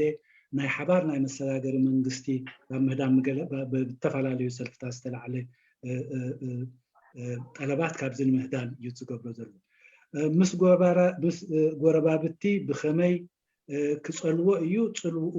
ኣለዎ ምክንያቱ እቲ ዝመፅእ ዘሎ መንግስቲ ንገዛ ርእሱ ኣብ መፃፅኡ ክንርኢ እንከለና ወይ ኣብ መሰራርቱ ክንርኢ እንከለና ታሪካውያንን ብዝኾነ ይኹን ኣብ ትሕቲ ዝኾነ ይኹን ኩነታት እውን ከተርሕቆም ካብ ሱሮም መንቁስካ ከተጥፍኦም ዘይትኽእል ነባራት ታሪካዊ ሰልፍታት ዘርሓቀ እዩ ዝገበረ እንተገበረ እዞም ታሪካት እዞም ሰልፍታት እዚኣቶም ህልውንኦምን ፅልውኦምን ተረኦምን ኣብ ህዝቢ ኢትዮጵያ ኣሎ ሓደስቲ ቀፃልነት ዘይብሎም ከዓ ሕጂ ክቀላቀሉ ይረአዩ ኣለዉ ስለዚ እቲ ዝመፅእ መንግስቲ ንገዛ ርእሱ ብዙሕ ብድሆታትን ኣብ ውሽጡ ብዙሕ ፀገማትን ሓቂፉ ዝመፅእ ዘሎ መንግስቲ ምዃኑ ይርአየካ ስለዚ ብኡ ደረጃ ከዓ ፅልውኡ ኣብቲ ከባቢ ህያው እዩ شكرا جزيلا استاذ جرماي كأم غطينا استاذ اخيار حديك الفرصه لكن قبل ما ادي الفرصه للاستاذ اخيار ممكن سؤال جانا عبر الواتساب الاستاذ كيداني موجه لك السؤال يقول مهما كانت نتائج الانتخابات سواء فاز بها حزب الازدهار او غيره من الاحزاب هل تتوقع انه يا اخي المعارضه الاريتريه جاهزه لكل الوضع من الاوضاع دي يعني هل نحن فقط حنكون قاعدين بس محللين ومنتظرين للنتائج ولا حيكون عندنا تاثير في المرحله يعني عندنا توقعات للمرحله القادمه ويكون عندنا بحيث انه نستفيد منها لانه في كل الاحوال دول الجوار عندها تاثير علينا رضينا ام ابينا حتى سواء كان ايجابي او سلبي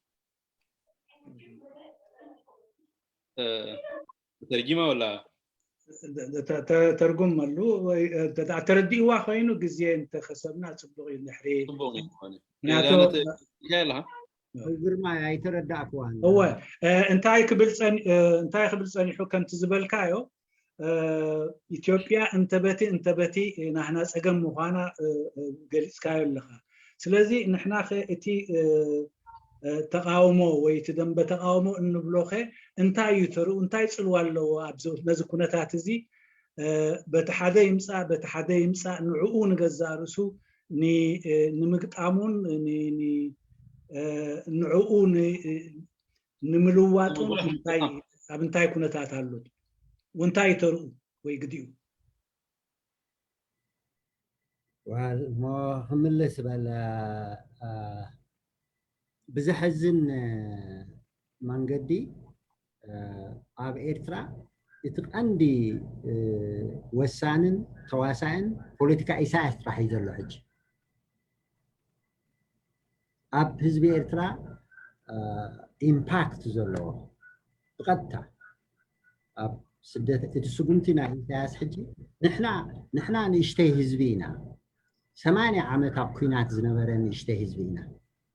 ንሕና ክንደይ ግዜ ክንደይ ወለዶታት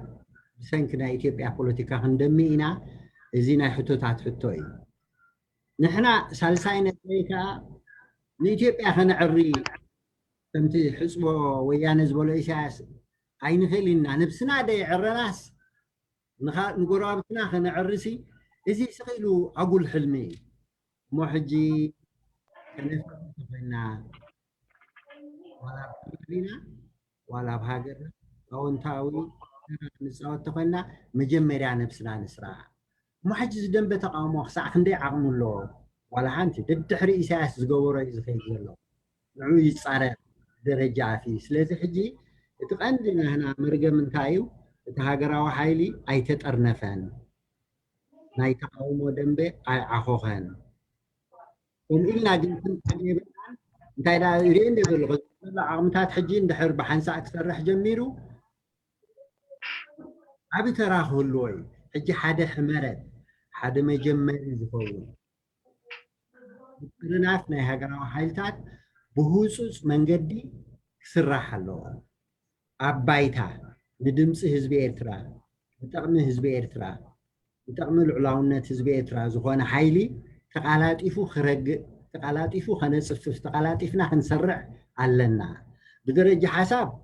بميديا ديو بأكتيفيستس ديو بأناليسيس ديو كله بس إحنا هنا جن بحماق عند البوليتيكا خان أي تكبار قداي محجي تكباراوي حيلي أبكونتاتنا لوط خمس زخيل تكبراو حيلي خنسرع جيزي حل فينا لما نقواي سلازي بزي اتهاجراو حيلي بوتو خحزالو نايم ترناف بوتو خحزالو ترو خصاوتالو هذا زي جبت زعكن ناي تقاومو حيلي خن مخناتو تقاومو مالت بايسي مساء منغستي تقاومو مالسي تسفا ناي توصر تقاومو مالسي توصر حزبنا زعسللو بروح ريتون بروح مدباتن حزو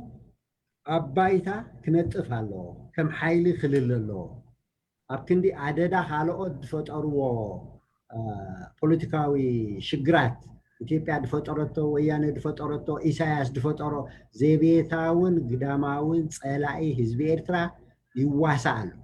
حلوف حليفو ساعة قراو حيلتات يمتعطروا له حجي أب قداينا وسنو نحنا حزب إيرترا جن بزلل درجة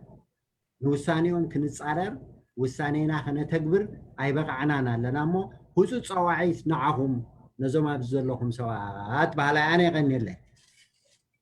شكرا جزيلا شكرا جزيلا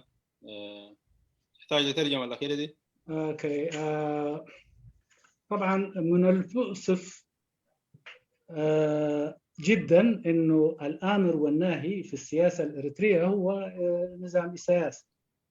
نحن شعبنا صغير ولكن يعني تحمل الكثير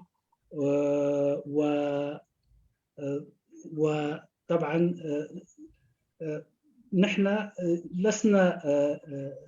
نحن ليس لدينا إمكانية إصلاح إثيوبيا فيجب أن نلعب دورنا وليس والدور الذي يقوم بالسياسة هو دور هدام ولكن نحن طبعا لسنا في موقع الفاعل بل إنما نحن دائما كمعارضة من المؤسف جدا أيضا نتعامل بردود أفعال لما يفعله غيرنا فالمعارضة لم توجد على الشكل لم تكن على الشكل المطلوب التي يعني ترد على كل شيء ليس هو بالشيء الجيد بالنسبة لإريتريا ولم نكن لم نوجد على الشكل التي نتصدى فيه لبرامج أو سياسات الآخرين فعليه كل ما يجب فعله هو أن نلملم أطراف المعارضة وأن نتوحد بشكل على شكل السرعة ونبني قوة معارضة حقيقية ليس طبعا إعلاميا قلنا الكثير ولكن ما هذا لا يودي ولا يجيب أن لم يترجم عمليا فبالتالي نحن يعني نحتاج إلى معارضة فعالة تقوم بعمل وفي هذا السدد أن الوقت غير يعني لم يكن في صالحنا فهذا يجب أن يكون على الشكل السرعة عندما نقول المعارضة هي المعارضة التي هي أمل الشعب التي هي تتنفس من أجل الشعب أي المعارضة عندما نقول أيضا هي حكومة القد فعليه اليوم طبعا حتى بأسباب السياسة الرعناء التي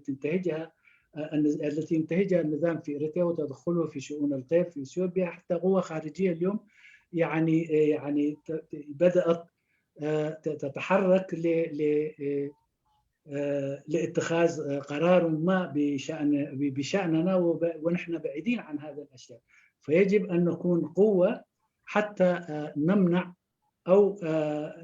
يعني نكون صد لأي محاولة تضر بشعبنا، وهذا هو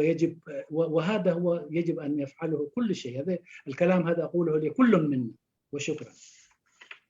شكرا جزيلا أستاذ جرماي. تفضل يا أستاذ أخيار. أستاذ أخيار ياسين. مساء الخير. أهلا وسهلا. أهلا وسهلا أخيار، تفضلي. تحياتي لكم دكتور بشير، وتحياتي للضيوف والمستمعين والمتداخلين. يعني فعلا يعني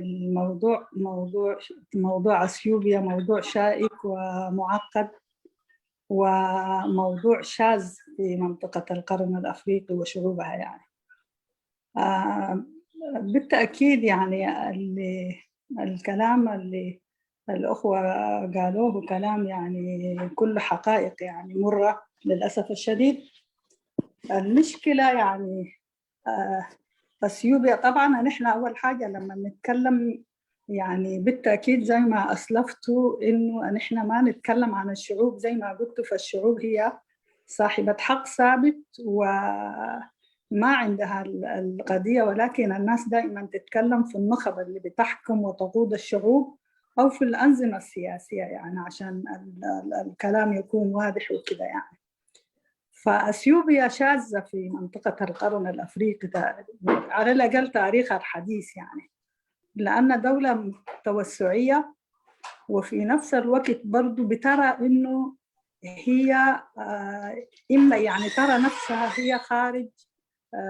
أو ترى الشعوب اللي حواليها من كوكب ثاني، يعني كوكب ثاني لا يتفق مع أثيوبيا، وبالتالي دائما يعني سياسات مضرة بالمنطقة. يعني وتاريخها برضو تاريخ يعني يعني ذاكرته عند الشعوب ذاكرة مرة، يعني في كل جيراننا إن كنا على طريق الصومال وأريتريا والسودان وكل المنطقة دي. يعني حاليا في أيضا يعني إذا عايزين نحن كأريتريين يعني نجي في الموضوع ده،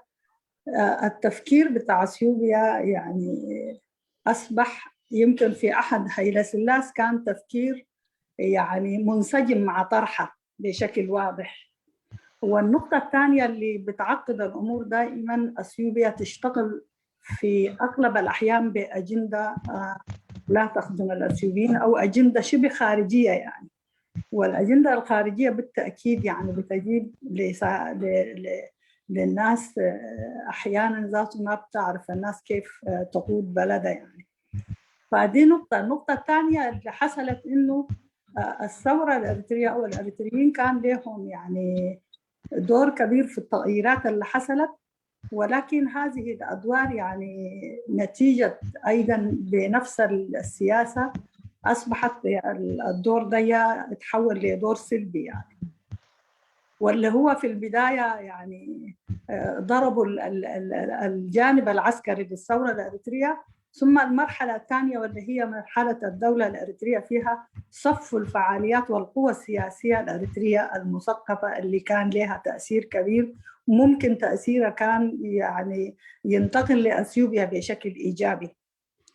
فهنا وفي نفس الوقت في أثيوبيا يعني في أثيوبيا يمكن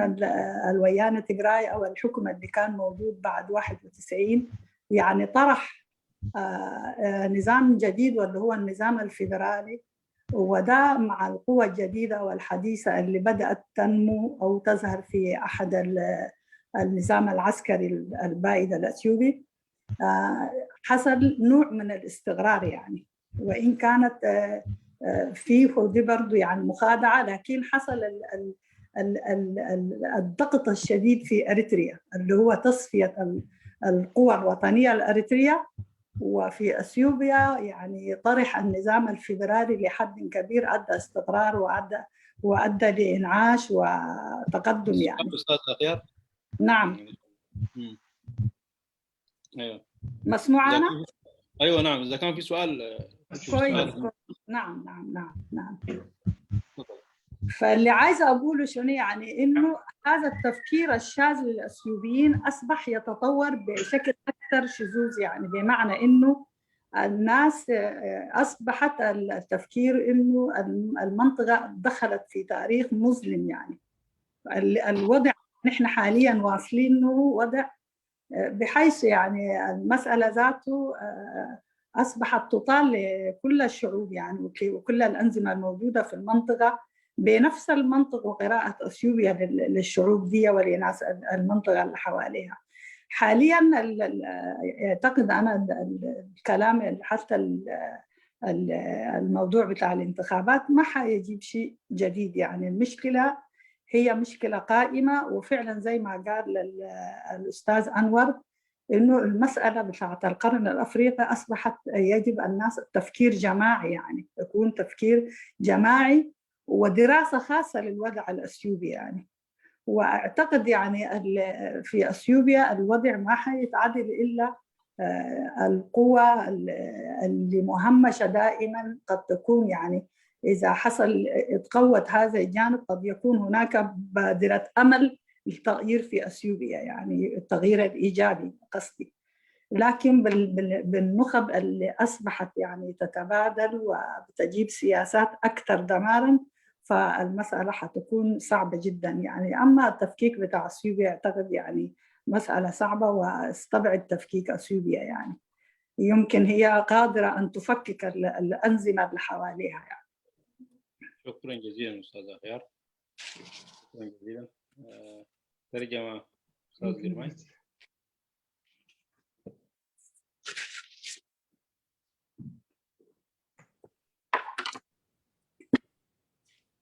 طبعا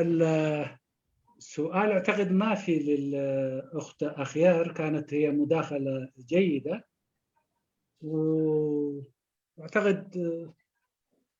أيوة نعم كان فيها سؤال. يعني كلنا ما في حد ما يعني إذا كان في حد ما فهم الكلام اللي قاله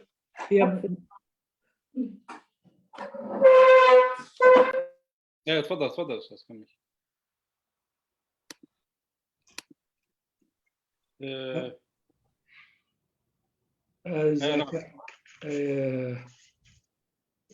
إذا كان لابد من ترجمته طبعا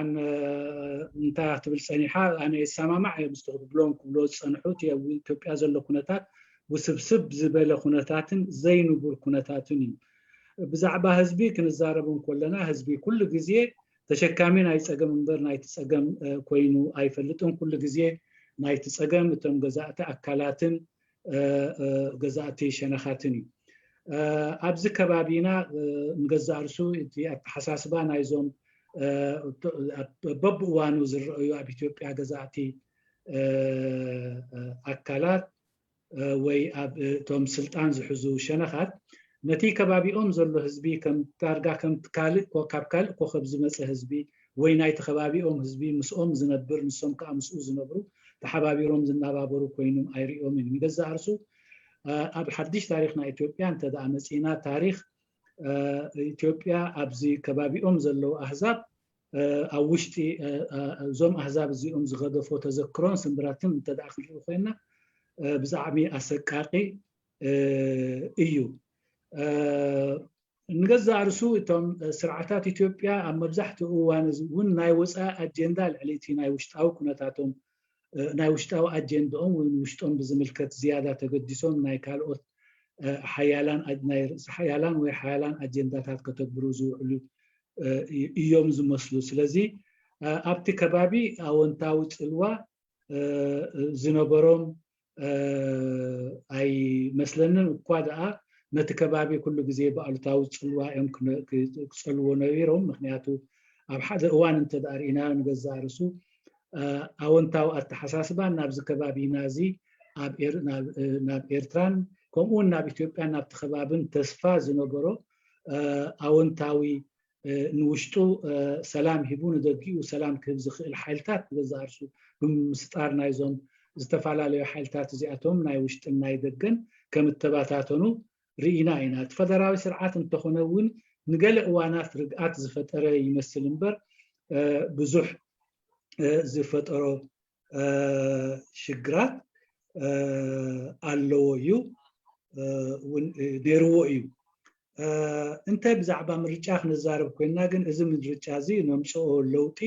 ኣሎ ኢልካ ክዝረብ ኣይከኣልን። እንተ እቲ ኣብ ኢትዮጵያ ማለት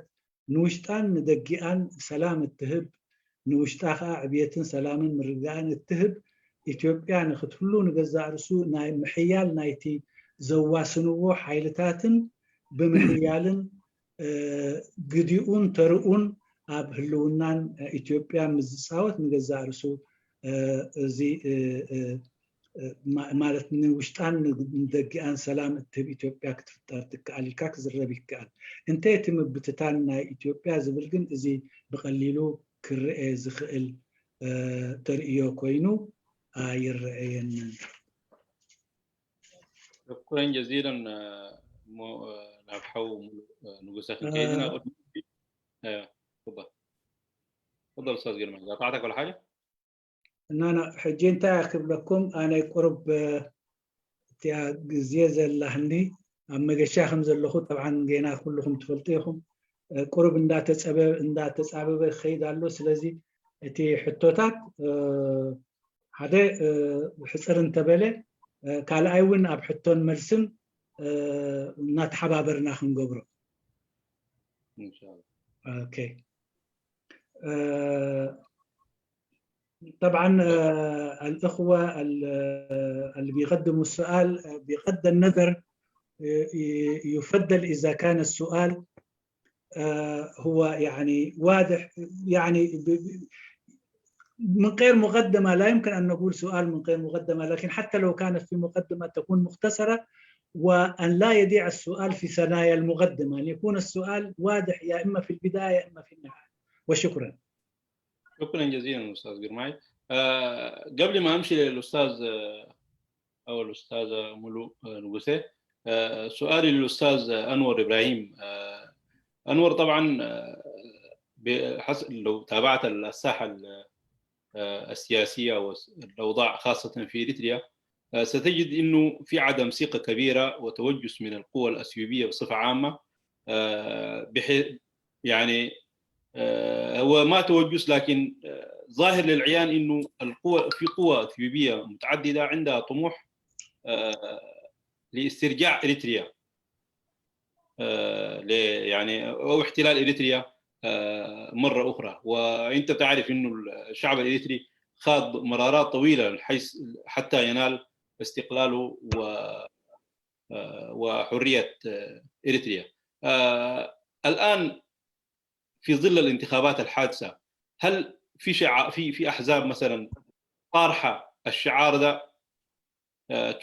كشعار جاذب مثلا عشان تجيب به أصوات، أو في أشياء يدلية زي دي قاعد تحصل مثلا بحيث إنه الناس المفروض تعين لها بعين بتاع توجس أكثر؟ ما في غريبة الأيام دي، يعني يمكن الشعارات التوسع أو الفكر اللي كانت زمان ديك في الأنظمة السابقة ما موجودة لأسباب. مثلا شاهدنا للمشهد الآن في ظل الخلافات الداخلية، فمثلا في خلاف في اصلا تدخل اريتريا في الوضع الحالي في حرب اقليم تيغراي في حد ذاته في انقسام فيه. هنالك جهات يعني ترى انه شيء طبيعي انه يدعموا الجيش، وفي جهه ترى انه ما صحيح وما قدرت تتحدث. فلن يتم يعني تداول مثل هذه الاجنده في هذه الحملات الانتخابيه، او ما يخص يعني يمكن الاراضي او اي حديث مع دول الجوار. ويمكن يختلف في بعض الاحزاب اللي هو الموضوع الحدود مع السودان خاصه وظل الحدث الاخيره دي في بعض الجهات الاقليميه فيه، لكن حاليا في الوضع الراهن ما في اثيوبيا، لانه الانتخابات الاحان زي ما قلت لك الفكر بتاع القوميات والاثنيات هم في فهم بانه احزاب قوميه، ولكن الاحزاب القوميه في حد ذاتها اذا شهدنا قبل انا عملت مقدمه في انه في بعض الاحزاب ميوله ما زال يعني ميول اثني او ميول يعني تبع لقوميه محدده او اهداف قوميه محدده. فدي يعني مقطع على قبل خلاني اتحدث انه الحكايه دي ما حتنتهي سريع بين يوم وبين ليله وضحاها. فحتى الان موضوع اريتريا يمكن لم يتطرق اليه بصوره كبيره جدا، ويمكن ده خلاني قبل اتحدث بانه لو كان الانتخابات دي فيها مشاركه لكل الاحزاب وما كان في خلاف داخلي في الوقت الراهن، المشاكل اللي ظهرت وانسحاب بعض الاحزاب ومنع بعض الاحزاب وكذا، كان ممكن تظهر مثل هذه الاشياء، لانه كان في الوقت ذاك حتكون منافسه حادمه جدا، منافسه كبيره، كل الاحزاب مشاركه وكل حزب بيحاول يفتش عن نقاط وعن استراتيجيه يقدمها للمواطن الاثيوبي. ولكن في ظل هذه الانتخابات وهنالك دوائر لم يتم الانتخاب، وهنالك غالب خارج المنافسه الانتخابيه يظهروا لفتره مؤقته، فلن يتم التطرق لمثل هذه النقاط ابدا في الوضع الحالي. الهدف الاساسي الان هو الاقتصاد، الامن، الوضع الداخلي، التطورات الاقتصاديه. يمكن الاقتصاد ماخذ حيز كبير جدا في المنافسه الانتخابيه، خاصه الخدمات للمواطن الاثيوبي، لانه كان في خلاف في السابق موضوع الاراضي الداخليه، موضوع الخدمات، موضوع المساواه. ففي احزاب بتنادي بالمساواه الان بصوره كبيره جدا، يعني مثلا في حزب اسمه حزب العداله من اجل انه حزب المساواه، العداله والمساواه. يعني دي من الاحزاب الجديده والافكار الجديده بغير اسمي، لكن في بعض الاحزاب تجد انه مثلا الاحزاب اللي ائتلفت، يعني حزب اثيوبيا الديمقراطي، حزب الحزب الازرق اللي هو زمان كان عنده ميول شماليه برضه. فدي كلها يعني حتى ولو تكون واضحه، ولكن تظل انه الفكر الاسمي موجود داخل هذه الاحزاب، لانه زي ما قلت قبل لن ينتهي سريع جدا ما دام هنالك جيل نشا وترعرع في هذه المرحله التي استمرت لقرابه ال3 عقود. فمن لم تظهر مثل هذه الاحاديث حتى يعني في موضوع الصومال مثلا، موضوع ايا كان، ولكن الاهم الشاغل كان خدمه المواطن الاثيوبي تقديم. يعني في بعض الاحزاب بتركز على العاصمه وخدماتها، خدمات المواطن في العاصمه، تطوير المدن، الخدمات التعليميه الثقافيه، الموضوع الاديان في الداخل الاثيوبي. هذه هي مجمل القضايا التي يتم طرحها الان. شكرا جزيلا استاذ انور. استاذ جرماي على دورك انت. سؤالكم ترجمة. يا استاذ قرمي تعبان معنا شديد معلش. لا تفضل. نعم تختصرها في نقاط تقول يعني اصلا. لا بالاختصار ممكن يعني الدكتور ممكن يترجم الكلام هذا لانه هو فاهم السؤال كويس ማለት ታሕቶ ብዛዕባ እቲ ናይ ኩነታት ኤርትራ ህዝቢ ኤርትራ ነዊሕ ቃልሲ ከም ዘካየደ ናጽነቱ ንኸራግጽ ግን ኤርትራ ኢትዮጵያውያን ክሳብ ሕጂ ጥሙሕ ከም ዘለዎም ንኤርትራ ንክገብጥዋ ይኹን ወይ ከዓ ንክንመልሳ ከም ትሶም ዝብልዎን ናብ الكهرباء ዝስዕሩ ኣካላት ኣለው እንዲዮም ሞ ኣብዚ ዝካየድ ዘሎ ምርጫሲ ከምኡ ኣርማታት ዘልዓሉ ወይ ከዓ ንክምረፁ ኢሎም ከምኡ ኢሎም ሓደ ካብቲ ናቶም ፕሮግራም ኣቅሪቦሞ ዘለዉ ውድባት ኣለው ድዮም እያ ነራ ተሕቶ ግን ሕፅረ ኣቢልነ ኣነ እሱ ዝምለሳ ማለት እዩ ሕጂ ኣብዚ ግዜ እዚ ዝኾነ ከምኡ ዝመሰለ ኣጀንዳ ዘልዓለ ውድብ የሎን እቲ ድበዝሑ ውድባት ኣርእስታት ወይ ከዓ ኣጀንዳታት ኣልዒሎሞ ዘለዉ ብዛዕባ ውሽጣዊ ጉዳያት ብዛዕባ ምርግጋእ ኩነታት ብዛዕባ ናይ ቆጠባ ከምኡታት ዝዛረብ እዩ ማዕርነት ከዓ ዝብል ብዙሕ ድምፅታት ይስማዕ ኣሎ ከማን ሓደ ውድብ ፍትሕን ናጽነትን ማዕርነትን ዝብል ሓድሽ ውድብ ተመስሪቱ ሓደ ካብቶም ዘብል ይናፊስ ወዳደር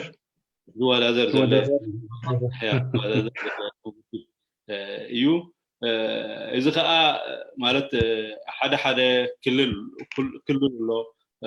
ኣብቲ ምርጫ ደይኣቱ ማለት እዩ ከም ውድብ ከም ክልል ትግራይ ኣብቲ ምርጫ ኣይሳተፉን እዮም ክፀልሑ እዮም ወይ ከዓ ፕሮግራም ዝገበሩሎም ካልእ ክልላት ኣለዉ ከምኡ እውን ዓንተወይ ገሊፅዎ ነይሩ ክልል ናይ ሶማል كوموتات غيرهم مالت كساب سبتمبر كصنح يمتمرج اغليل وغليص ونيرو انت وي اجي كوموتات سلوزولوت دبزح اجنداتات تلعيل زولو حجي ابتن ودبات بزعبا وشطاو غدايات ينبر بزعبا ناي دغه بزح يلون قرب ابتيناي السودان زولو تناي ودب مسححه بزعبو قرب يتقسيو جين تدبزح كمت بلوت صنحه اب اثنيك تمركسا ودبات سلازلوا خا نتي ناتن اثنيك وي ناتن بهير ده تولت ناتن بهير وي اثنيك تاشمو بروجرام نعن زواسي دبزحا زريا زلوا يلو وليسوا مالتي صحيح مش يا استاذ انور تمام انا ابو كله اسعب بيله حنت حتو كقرب مالت بكلتيهم وين ني كيدانه ناتو كيدانه حغوس كوم وين انور ابراهيم حجي اتي انا كريو دلي زلخو حتى كزازو دلي زلخو نابتناي وصاي مرغص ابز غداي زي مسوين صلو سلازلو ابز وانزي امريكا وي حبرت اوروبا انت داريناين كابتي مجمرتا معلتي كاب زو قچت زي خاب زجمر دارغا مالت ني تصعنوتات وين تحطو حدا ارتراختوص كالاي وين برايم مينستر وي تماكلاي منغستنا اثيوبيا مسكل التግራይ ዝርርብ ንخገብር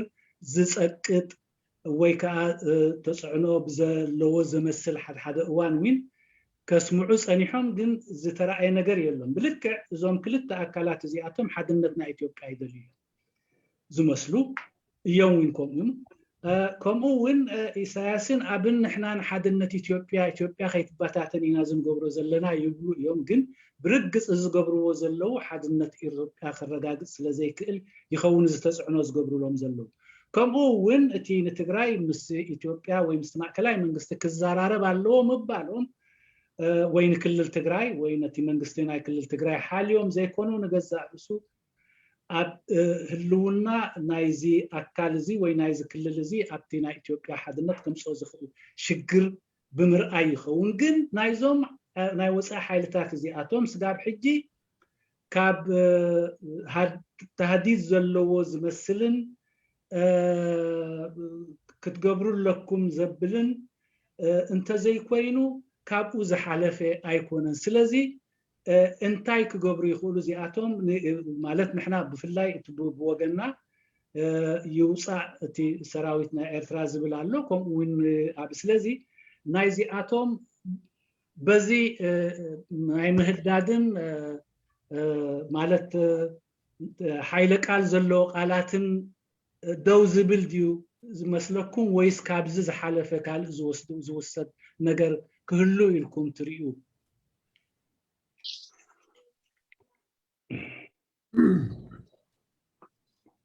اوكي كملش دو على حوان واري تفضل هو تفضل الترجم تدلي عليها تحطو صغير دحانا حصر ابي لبلك قبل ما ابراهيم انور انت استاذ انور طبعا انا ترجم انا فهمته خلاص انا ما يهمنا الموقف الخارجي طبعا امريكا والاتحاد الاوروبي دائما يدخلوا باتجاه انه انا واضح الجانبين الذي يطالب يقولوا نحن ما نعمله بتدخلنا سياسي يقول تدخلت من اجل وحده اثيوبيا ابي يقول انا من اجل انفاذ القانون ووحده اثيوبيا ولكن امريكا والاتحاد الاوروبي لم يقبلوا هذا الكلام ولم يقبلوه لسواد عيون اقليم تجراي ولكن لمصالح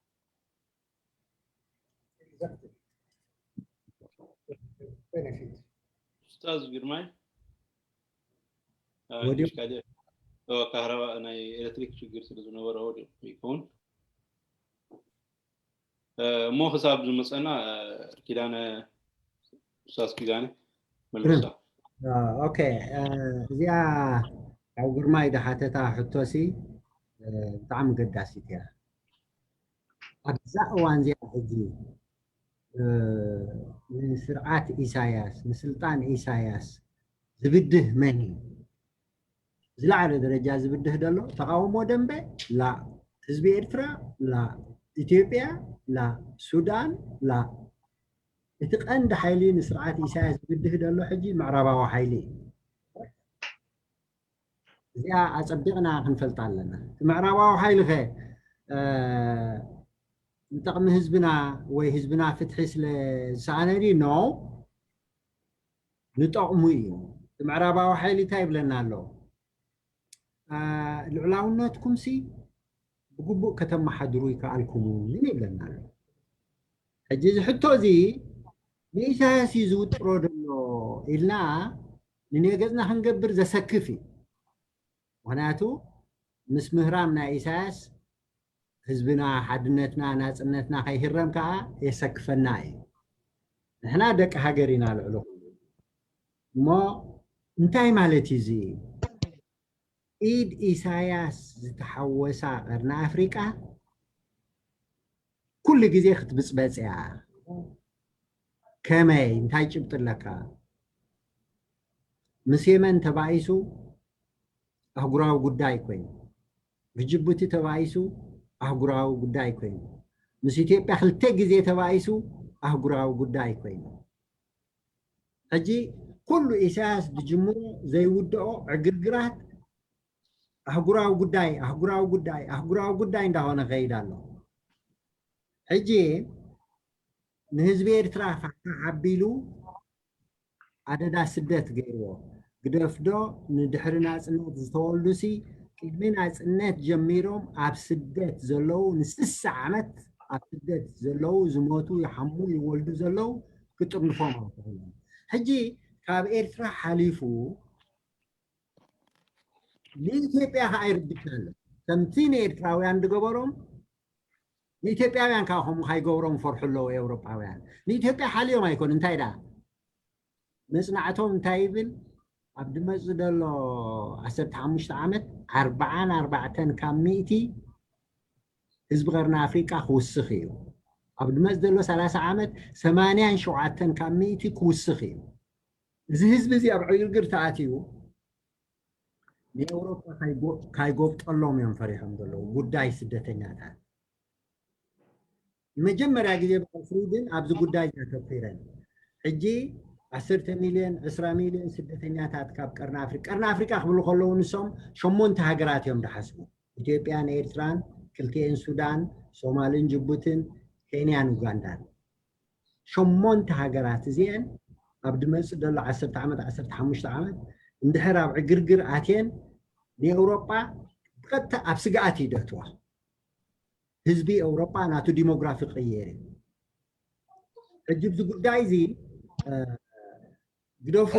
ቁጠባዊ ጠቕሚ ናይ ቀርና ኣፍሪቃ ሕጂ ንኢሳያስ ከም ቀንዲ ፀይቂ ነዚ ጉዳይ እዚ ዝበታትን መፍትሒ ከምፃይ ክልን ኢሳያስ ህዝቡ ደይጠርነፈዶ ንካልኦት ህዝቢ ክጥርንፍ ኮይኑ ሕጂ ነዚ ሰብ እዚ ወይ ከዓ ነዚ ስርዓት እዚ መወዳእትኡ ክገብርሉ ካብቶም ቀንዲ ተቐሪቦም ዘለዉ ሕጂ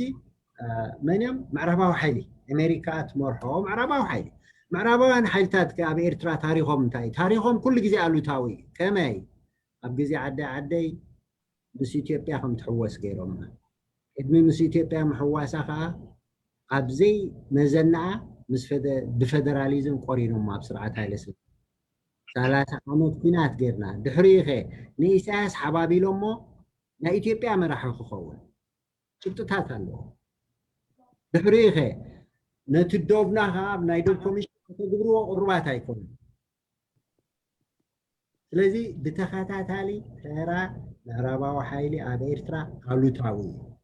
ህዝቢ ኤርትራ ሕሳቡ ክገብር ኣለዎ እዚ ጉዳይ እዚ ታኺ ውፅፅነት እዩ ድውስኸሉ ንናህና ዘይቁርብነት ባህላዊ يغني تفضل استاذ انور. طيب اللي هو الاستاذ كيداني بدا في حاجات جميله جدا والجيو بوليتيكا او الجيو سياسيه في الجيو سياسي او الجيو الجغرافيا الطبيعيه والجغرافيا السياسيه للمنطقه بتختلف. القرن الافريقي في الوقت الراهن اذا حسبناه يمكن كميه عدد السكان فيه كثير وخاصه انه الشغل الشبابي فيه.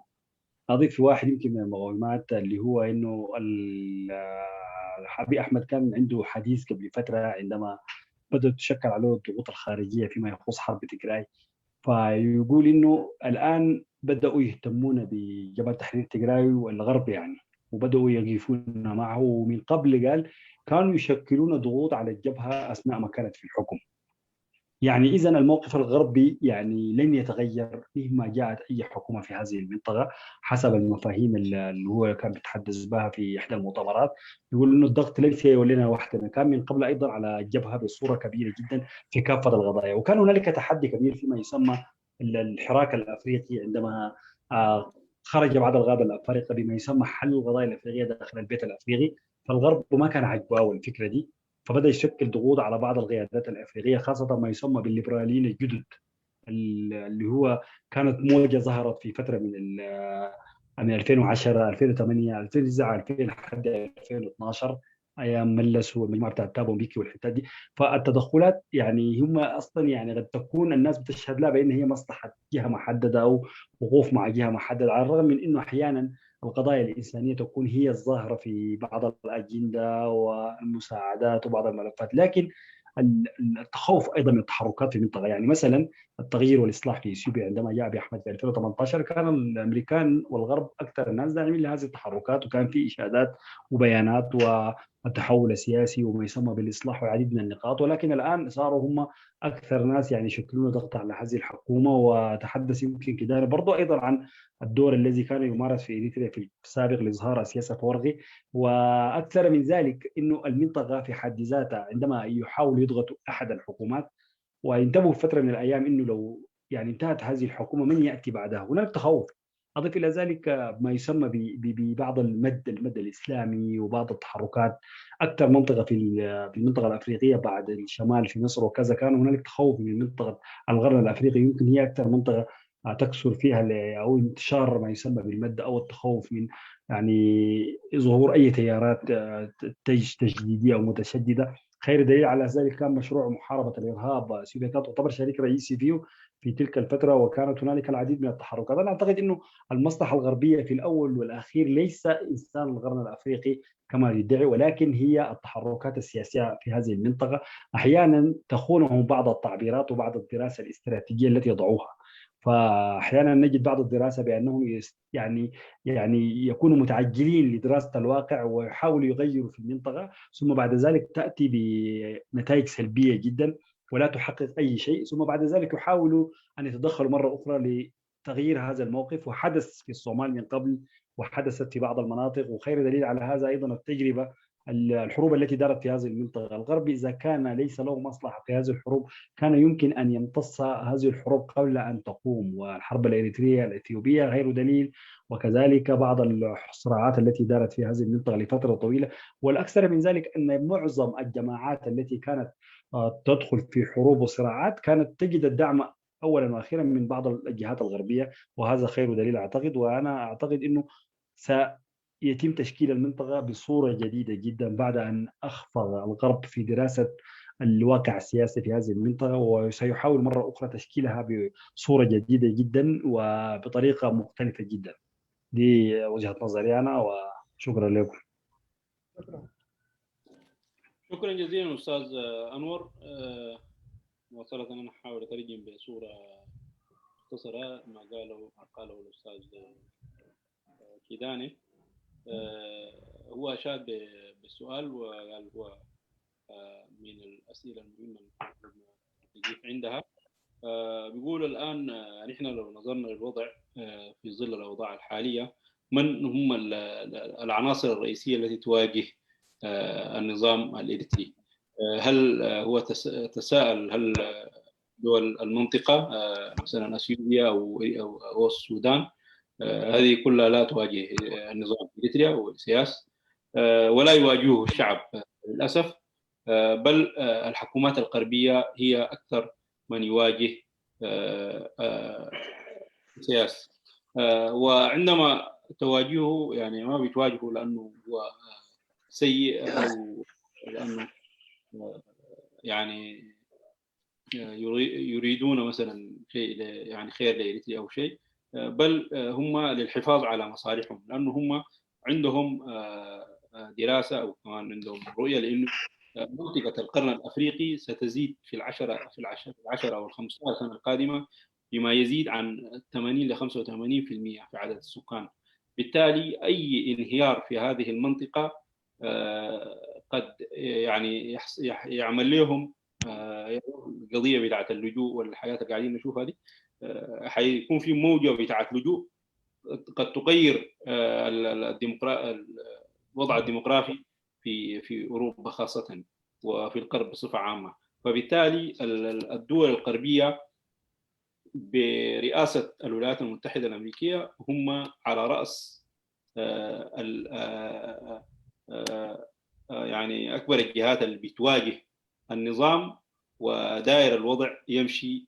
في يعني يحصل تغيير بصورة سلمية يضمن لهم مصالحهم وما يحصل ما يحدث أي مشاكل وعدم استقرار مردودة يكون سلبي عليهم هم،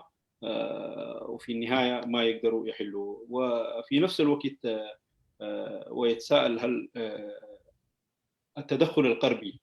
هل هو في مصلحتنا نحن كإريتريين؟ أجاب بأنه التدخل الغربي دائما لم يكن في مصلحة الإريتريين أو في مصلحتنا نحن كإريتريين، لأنه دائما سلبياته كانت واضحة، خاصة يعني في فترة تقرير المصير كان الصوت الغربي عالي جدا لضم إريتريا اثيوبيا. بعدها في صوت لو سمحتوا أنا ما أعرف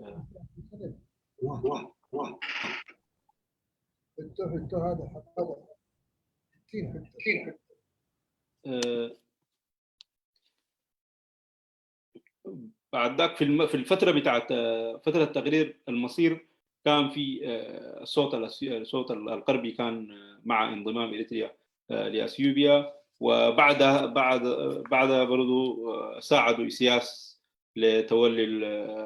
لأنه يمسك البلد، ودي كلها موجودة بمستندات يقول. وفي فترة ترسيم الحدود أو الخلافات مع تيغراي مع وياني في هذه الفترة أيضا الغرب أظهر عدم جاهزيته لأنه يرسم الحدود الإريترية. فبالتالي كلها تشير لأنه تدخلاتهم كانت دائما سلبية في المنطقة، وهم أكثر من يسعوا لتغيير هذا النظام. فنحن كقوة معارضة وكشعب إريتري المفروض نكون أكثر استعدادا مما نحن عليه. دي النقطة اللي قالها كاو قصيلو أستاذ أنور إبراهيم كا زملاء سامسي مالتيو. أولا جلسنا بتات أستاذ كيداني بتعمل صبغات نيرم صبغ بجمارن من دامين جيرلن إلو زعوات ناي جيوبوليتيك ناي تبوتا صبغ جيرهم زي تنتنو حبيرون قدم مالتيو لحراي أبتي خبابي اتخابتي بولتي خبابينا ناي بزحي ناي سب كم زلوا بفلاي من إسايات حيلي بزح كم زلوا كم يفرق كم زلوا نجيزة مساي جيزة بزح كم زو السخ صبغ جيرو تجلسيو كأوجين عند حريقها ولات ناي معرباوي حيلي بزعبا إثيوبيا عند حر انتهى الرأياني رو عند حريقها ولا زوم حجي مسلم زلوا مالتيو أبجيزة ناي ويانا تقرأين كله بزح سقطات يقبرلهم كم زنوبرة أبيلهم مالتيو صبغ جيرو مزجلسو لحراي مسودة أخا مريسون إذا المسألة حيلها سقطات يوسخلوا الله مالتي هجي نكله أتي أب سلطان زنبرو منقصتات نكلن كم قبول جر ويكا حقيفو أي تقبلن يقولسوا كم أصل زخانة سقطات قبرلهم سل زنبرة أبتجيزتي شجر أفريقيان بأفريقيان كفتح اللوز بالأرماتات كل عال يميروا أبتجيز بعل ملص بعل يعني تبتيجي ناي تسعات مجمرة آخر تشح مالتي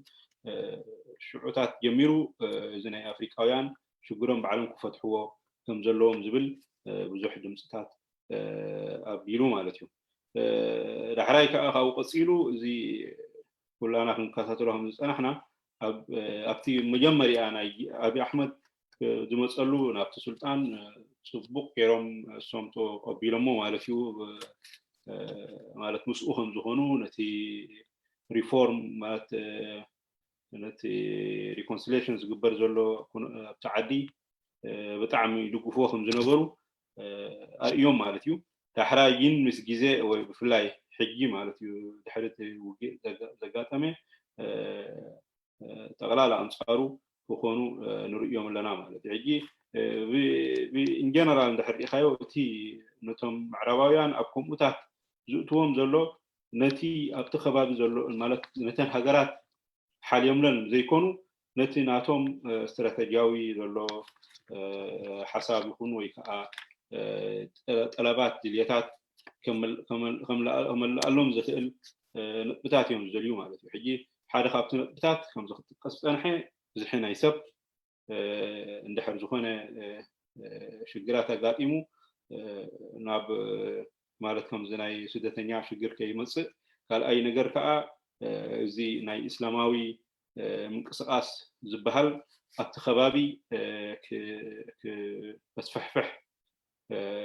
سلا زفر هو مالتي مخنياتو سم حدا خابتي كندي تعيش مزبلوه مالتي ترترو يكازفر هو ابتخباب دحر قبسي بوت قرن افريقيا بين اسلاماوي مالت كم زي شبراوي زخونه حيلتات تسيو قلولاو غرغر كيفطر بزح تعيش فرح سلازلوهم نعوكو مكتوه بزحهم سعرو ايام يلوغاليسو جين ببزح جيزه خا بزح تزوزو سغمتات جيجا يو زخون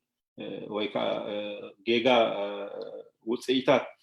يخيل مالت جي حدا خاو كم اكزامبل ابزناي سومال سم تمتتاو زغبروا بزح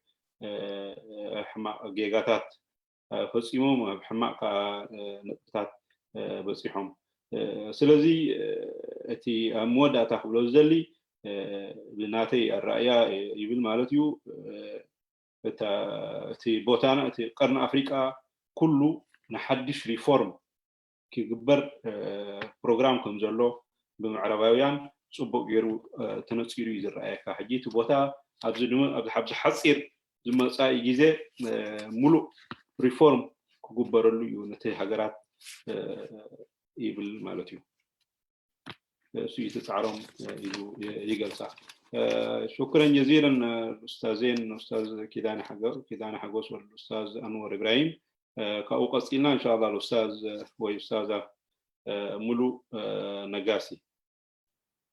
نعرف بكي ملو نجاسي ملو سمعني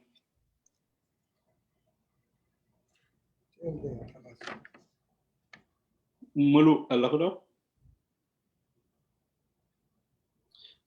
كان مايك الحوالة مثلا ملو أستاذ صلاح الزين. ألو مساء الخير. وعليكم السلام أستاذ صلاح تفضل. أهلا وسهلا. شكرا دكتور بشير شكرا. مساء الخير عليكم جميعا. شكرا الأمسية كالعادة أنا جيت متأخر ولكن ما لفت نظري هو وجود زميلي وصديقي أنور إبراهيم معكم هذه الأمسية. منور يا أنور. أنا حيكون عندي سؤال إن شاء الله للأستاذ والزميل والصديق أنور إبراهيم يتعلق بالشأن الإثيوبي وعلاقاته وانعكاساته اللي على الوضع في إريتريا، وبعدين أترجمه ممكن ما في مشكلة أستاذ قرماي. أبريكا شوي. أستاذي وصديقي وزميلي أنور،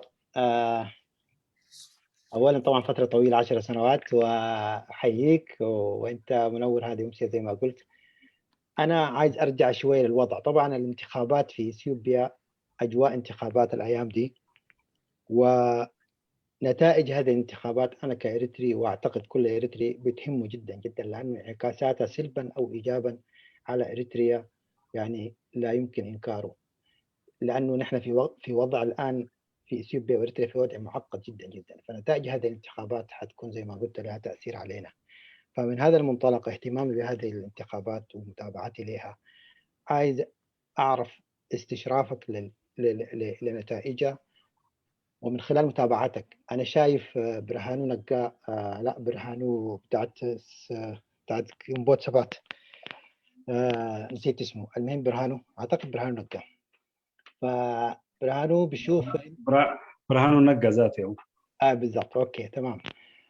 شايفهم منتقدين، قالوا ما في أي تصريح أو أي كلام لأبي أحمد لرئيس الوزراء يتم بثه في وسائل الإعلام الحكومية، لأنه تعتبر فترة الصمت الانتخابي. طبعا دي أعتقد يعني سابقة الآن في إثيوبيا، هي سابقة لأنه رئيس وزراء يمنع من الظهور في التلفزيون وكذا، ووجود برتقان على رأس مفوضية الانتخابات. فالسؤال، هل ترى أن هذه الانتخابات ستكون أكثر نزاهة من الانتخابات السابقة، خاصة وأنا زي ما تعرف حضرت عندكم انتخابات 2010، فكان في مجموعة عندنا في الحي يدوهم ربطة قات و50 بر على أساس يصوتوا لأحدك. فعموما هل ترى أنه الانتخابات تكون أكثر نزاهة؟ وأنا أتمنى انتخابات نزيهة ولا يهمني من يأتي. أنا أتمنى للشعب الإثيوبي بصراحة حكومة أرشد وحكومة يعني تستحقه. يعني الشعب الإثيوبي له خيرات وله في الأرض وتحت الأرض، يعني مفترض معيشته حياته المعيشية تلائم والخيرات والنعم اللي أنعم الله بها له. هذا فيما يتعلق بالانتخابات. السؤال الثاني حرجع بك شوية. مما توقعت الاتفاقية ما بين إثيوبيا أو خلينا نقول ما بين أبي أحمد وإسياس زي ما يحلو للبعض، لكن نعتبر اتفاقية ما بين أسمر وأديس أبابا على كل حال بغض النظر عن الأنظمة اللي فيها واختلافنا معهم. عند الإريتريين المعترضين لهذه الانتخابات قالوا وين ترسيم الحدود؟ وين إخلاء بادمة؟ ليه أبي أحمد وليه إسياس ما يهتموا بالمسألة هذه؟ مشوا لأبعد من كذا وتركوا بادمة. طبعا الأحداث الآن طيرت وجرت مياه كثيرة تحت الجسر، لكن أنا عايز أعرف حاجة واحدة. هل حكومة الإقليم في تيغراي وقفت عائق في ذلك الوقت أمام تنفيذ قرار البرلمان؟ لأنه أبي أحمد جاء خاطب البرلمان بعد تسلمه لرئيس الوزراء وقال أنا موافق على مقررات المحكمة الدولية للترسيم وعلينا أن نخلي ونسلم بادمة. هل وقفت الحكومة في ذلك الوقت وقالت إن والله نحن في الحدود وعلى إريتريا أنت وعلى أسمر أن تتفاوض مع مقالة، يعني حسب النقاط الخمسة؟ نتذكر نقاط 2004 بتاعت ملس زيناوي الخمسة التفاوض. فأنا أقول إيش، هل إذا حدث هل إذا كان النزاع ده بعيد جدا جدا في أقصى جنوب إثيوبيا، خلينا نقول في مويالي في الحدود مع كينيا، هل وإثيوبيا أو أديس أبابا وافقت على إخلاء مثلا المنطقة هذه لكينيا، هل الجيش هناك أو الحكومة في الإقليم في أقصى جنوب إثيوبيا كان حيعترض إذا كان الاعتراض تم من قبل مقالة في ذلك الوقت؟ وأشكرك جزيل الشكر. أنا سمو قبيلة تكلتو حتى تقريبا بتساين حركين أنور عسرت عامت مقبرك عبد فلالي عبد السابة بحنساب الإرناء بمجمع نقول لهم عبد مشيت لهم أستاذ كداني حقوس نقول لهم أجايش عبد كذا لهم سلامتين دقربكو ني أنور دقربكو حتى انتي نيرو حجي أبنا election atmosphere نازلنا بإثيوبيا وإثيوبيا بكم تبع هذا الله هو اتي result نايدي election نعناب إيرترا يسألوا النائب منقستي دقفت منقستي هون وهيك قامتي يسألوا عن إيرترا generally حجي كم تخطات الكو برهانو نقا ناي قنبوت سبات ويان زي ما حجي بهالزل متأخب أبي أحمد سي أب تلفزيون ويا براديو أب زخونة مرة خبي وزهنا منقستي وتي وخذ زرابي بلون إذا فيرا يكون نيلو مسعود مع برتقان برتقان دم خلنا نفلتينا بتناي هذاك جزء بزحيات الساقية بزح تأثيرات بلا حجي إذا خمزة مبال حجي قد محجي زي سمعنا زي رأينا إنه هذا برايم مينستر سي أي توصل على التلفزيون واي بريديو خطب له إلكشن سرزول له حجي أنت مسلك كايلي أنوار إذا مسزول له إلكشن سي مور فاير مور نسوها مالسي متأتاو زي بيقولوا أنا كنت شان عسرتن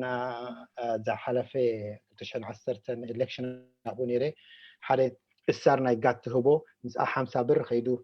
هذاك يدمس عيرو إذا بعيني زرع هو نجري حجسي حزب إثيوبيا سي he deserves حالة وتجيب بحال منجستي نعو بهجون نعو متاعيون زبل منجستسي يقبوي حزب إثيوبيا من يمسع لحرز إلكشن زي قدسي حدا نتهز بي أبسلامنا أبرهوان أبكسانة أب معبالا زبلو منجست خمسة سنة ناتي تمنيتي لك اللي يسألوا كلا يتحطون تانيرا كنت شحن شو عصرت شو منتن أبي أحمد مزمس بلا أبتي أوفيس ناي برايم مينستر أنا تيناي الجيرس من معن تناي لا هاي بوردر كوميشن والثاني تقبلي له ني برلمان حكيبوم برلمان ما أصدق أمه شعو مستفرارمو أسمران أدي سبا مستفرارمو تسب مبزحته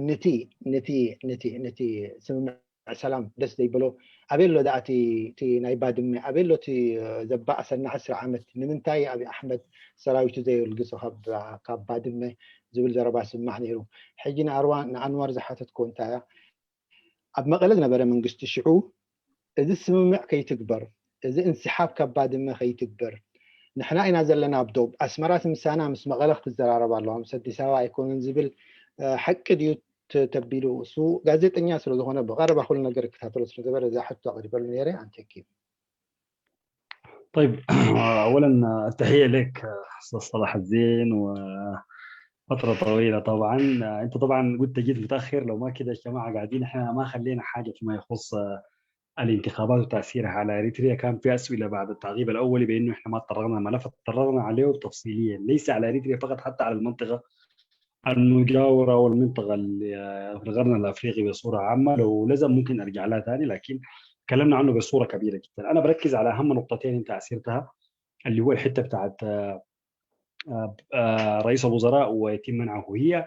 ليس يتم منعه من وسائل الإعلام كما يقال، بل هو يعني كان في مادة مسجلة في هيئة فانا أنت تعرفها، فمفروض كان تقدم خلال يومين أو أمس بالضبط، وبدأت فترة الصمت. وطبعا معروف رئيس الوزراء عندما يكون هذا اللقاء لقاء مهم معه حيتكلم عن الإنجازات بتاعته كحكومة، وحكومة طبعا كحزب. فالحزب بتاع المجلس الانتخابات طلع أو غر بأنه ما يسمى الصمت الانتخابي في 3 أيام. وفي هذه الحالة طبعا يعني ما دام هو مشى على الأحزاب الثانية تمشي عليه، وهيئة أو سلطة الاتصالات أو هيئة الاتصالات أو هيئة الإعلام أصرت بأنه اللقاء ده دعته زي الإعلام إنه يجيف ما يتبث، لأنه حيكون ترويج للحكومة وترويج للحزب الحاكم زيه زي بقية الأحزاب دي بصورة عامة يعني. لكن ليس برهان نجا، هي السلطة بتاعت الإذاعة ما دام هو طلع قرار من مجلس الانتخابات لازم يبقى زيه زي الأحزاب الآخرين، برنامج الترويج بتاعه يجيف وقف. دي واحد. اثنين، الدكتور برهان نجا طبعا كون حزب جديد تحته ائتلاف في 7 أحزاب وبدأ يشارك الآن وزيه زي أي سياسي. وطبعا هو كان له تجربة طويلة جدا واختلافات. البرتغال طبعا جات بمنصب جديد اللي هي الآن لا تمثل حزب ولا أي جهة ولا معارضة، تمثل لجنة تتبع للبرلمان اللي هي مشرفة على الانتخاب، اللجنة المجلس الوطني للانتخابات. دي أما بخصوص فيما يخص الموضوع بتاع اتفاقية 2018، أنا لم أسمع من إقليم تجراي بأنه هنالك طلب بأنه يعني لا يتم ترسيم أي اتفاق ما لم يتم الاتفاق مع مغالي، وهذه لم يخرج. بالعكس كان أذكر في الاحتفال المهم جدا اللي هو كان في فتح المعبر بتاع ابن حجر، كان في مشاركة رسمية من كل الجماعات كل الأحزاب أو كل الجماعات السياسية في تجراي على رأسهم في الحكومة في الوقت ذاك، وكان في مشاركة وكان في لقاء ثلاثي جمع دبرزيون وأسياس وأبي أحمد، وكان في تصريحات وفي أحاديث جميلة وكان في حراك شعبي قوي جدا في هذه المنطقة. الشيء الأساسي هو عندما تحصل أحيانا بعض الخلافات في الأراضي، لأنه المرجعية هنا بيكون ما بين اثنين، أولا حكومة الإقليم عندها دور وحكومات يعني الفدرالية عندها دور، لكن لو جاء أمر الحكومة الفدرالية بيقعدوا بيحلوها. يعني مثلا أقرب مثال كان في مشكلة قبل فترة حصلت ما بين الصومال وإقليم العفر، حتى الآن يعني في حالة شد وجذب، حتى الحكومة قدرت تحلها بصورة سريعة جدا وما زالت يعني في خلاف في حول 3-4 مناطق في ما بين الاقليم الصومالي والاقليم العفري، حصل فيها وفيات وحصل فيها اعتداءات ومتواصله جدا. طبعا حلها حيكون صعب جدا، بيرجع للمجلس الفدرالي والبرلمان بيحلها بطريقه وديه جدا بعد ما يجلسوا مع الجانبين. وحصلت قبل فتره برضه ما بين اورomia والصومال في اول ايام ابي احمد، الصومال الاثيوبي يعني. فدي طبعا من النقاط اللي تسار بطريقه يعني قريبه جدا. اما فيما يخص الانتخابات ونزاهتها تحدثنا نحن، ما نقدر نحدد نزاهتها لانه هذه الانتخابات تعتبر من اكثر الانتخابات يعني تعتبر فريده في التاريخ الاثيوبي. اولا احزاب ابعدت، احزاب يعني ابعدت نفسها، اغاليم لن تشارك في هذه الانتخابات، اغاليم تم ارجاء الانتخابات فيها لسبتمبر القادم. اذا التحدي الاكبر هو كيفيه حل كل هذه الخلافات. وبعد اعلان النتائج بعد 10 ايام من الانتخابات، هل كيف سيكون موقف هذه المناطق؟ ليس انت فقط اخي الكريم، بل انا حتى اسال كيف سيتم حل دمج الاغاليم التي ستصوت بعد هذه الفتره. وعلى الرغم من انهم قللوا بعض المقاعد خلوها برا، لانه اقليم تيغراي ما مشارك في مقاعد، خلوها جمدوها ما حيتنافسوا عليها، واقليم الصومال حيصوت في سبتمبر القادم. اذا دي كلها تحديات ممثله تخلي انه الانتخابات حتواجه عقبه كبيره جدا خلال المرحله دي، ولو اتحلت بسلام طبعا هتكون مصلحه البلد. اما غير ذلك، خاصه ان هنالك احزاب لها شغل تاريخي قبل تكلمنا عنه زي جبهه تحرير اورومو ومؤتمر اورومو الفدرالي. هذه الاحزاب التي تعتبر يعني او تضع نصب عيونها انها تشارك في هذه الانتخابات وهي ظلت لفتره طويله بين البلد، ان لم تشارك كيف سيكون موقفها وكيف سيكون موقف مؤيدي هذه الاحزاب في شعوب اورومو وفي بعض الشعوب الاخرى. وخاصه ان معروف هو هذه الاحزاب التي ظلت الفتره عندما عادت البلاد يعني لم تاتي لكي تتفسح، ولكن جاءت لتشارك في الحراك السياسي ويكون لها نصيب. هذا هو رد. اما فيما يخص الانتخابات دورها في اريتريا قلنا ذلك، من ياتي بعد في هذه الانتخابات يفوز ان كان الازدهار او اي حزب اخر، هل سيظل موقفه تجاه اريتريا ثابت؟ انا اعتقد سيتغير الموقف في ظل التغيرات الحاليه وفي ظل الضغوط الدوليه، لا ننسى ذلك. الان هنالك ضغوط، هنالك يعني ضغوط بانه اريتريا او الجيش الاريتري دخل في تيغراي وشارك، والضغوط الان يعني يمكن الان بعض اتفاقيه السلام يعني يمكن زمان كان الجانب الاثيوبي شويه عنده موقف كويس، الان بعد هذه الحرب بقت الضغط على الجانبين، حتى الحكومه الاثيوبيه على ضغط دولي كثيف جدا. اليوم كان هنالك اعتراض من وزاره الخارجيه الاثيوبيه في بيان لحديث وزير الخارجيه الفنلندي امام البرلمان الاتحاد الاوروبي، الذي تحدث واتهم انه هنالك مسؤولين اثيوبيين تحدثوا بانهم يقولوا انه اكدوا بانهم حينتهوا او حيبيدوا شعب تيغراي خلال 100 عام القادمه، بيقولوا انه تصريحات نسبت من مسؤولين. وصرح بقى من الاتحاد الاوروبي، عملت ضجه كبيره جدا في الداخل، والخارجيه طلعت بيان نددت بهذا، كان بيان شديد اللهجه. بهذا تكون الحكومتين الإثيوبية والإريترية أمام تحدي دولي كبير جدا لم يحدث من قبل، حتى في عهد منجستو هيلا ماريام لم يحصل ما حصل في الوقت الراهن من ضغوط دولية. يعني المجتمع الدولي كله أعينه نصب هذه المنطقة الآن. إذا الانتخابات التغيرات هي التي ستحدد، وأنا لا أتوقع أن تصير المياه كما يعني نحب نحن، يعني لازم تكون في تغيرات، لازم تكون في تحولات. إذا ستتأثر أريتريا شئنا أم أبينا بهذه الانتخابات. من ياتي هو سيكون له موقف، وفي ظل تغيير الاستراتيجيه في التعامل، في ظل هل اتفاقيه السلام ستثري بعد ذلك؟ كيف سيكون الموقف؟ اذا راينا اتفاقيه السلام في حد ذاتها، هنالك المعابر الاربعه التي فتحت خلال شهرين تم اغلاقها.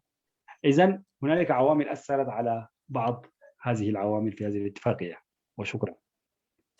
شكرا جزيلا استاذ انور. استاذ صلاح يا ريت لو ساعدتنا في الترجمه معلش.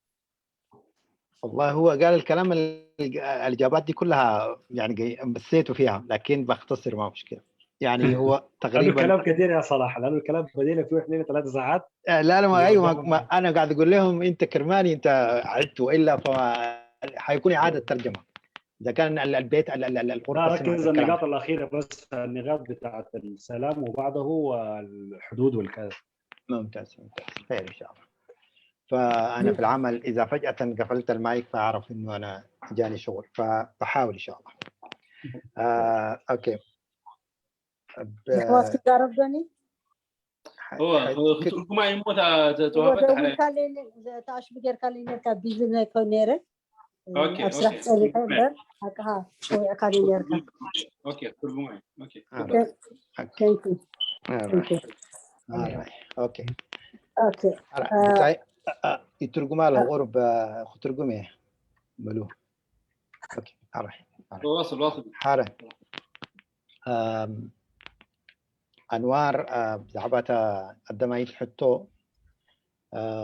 زي election زي مع prediction سي قرب بتقام خونيو نصوه election خونيو أي كونن كنبلا يخلنينا تبدهوتات إثيوبيان نز election in particular the بلازولوسي بزحيو هذا نجار مجمع بكل إثيوبيا بكله كلاتنا إثيوبيا election كقاعدة يكون الذي أب كمزي هواه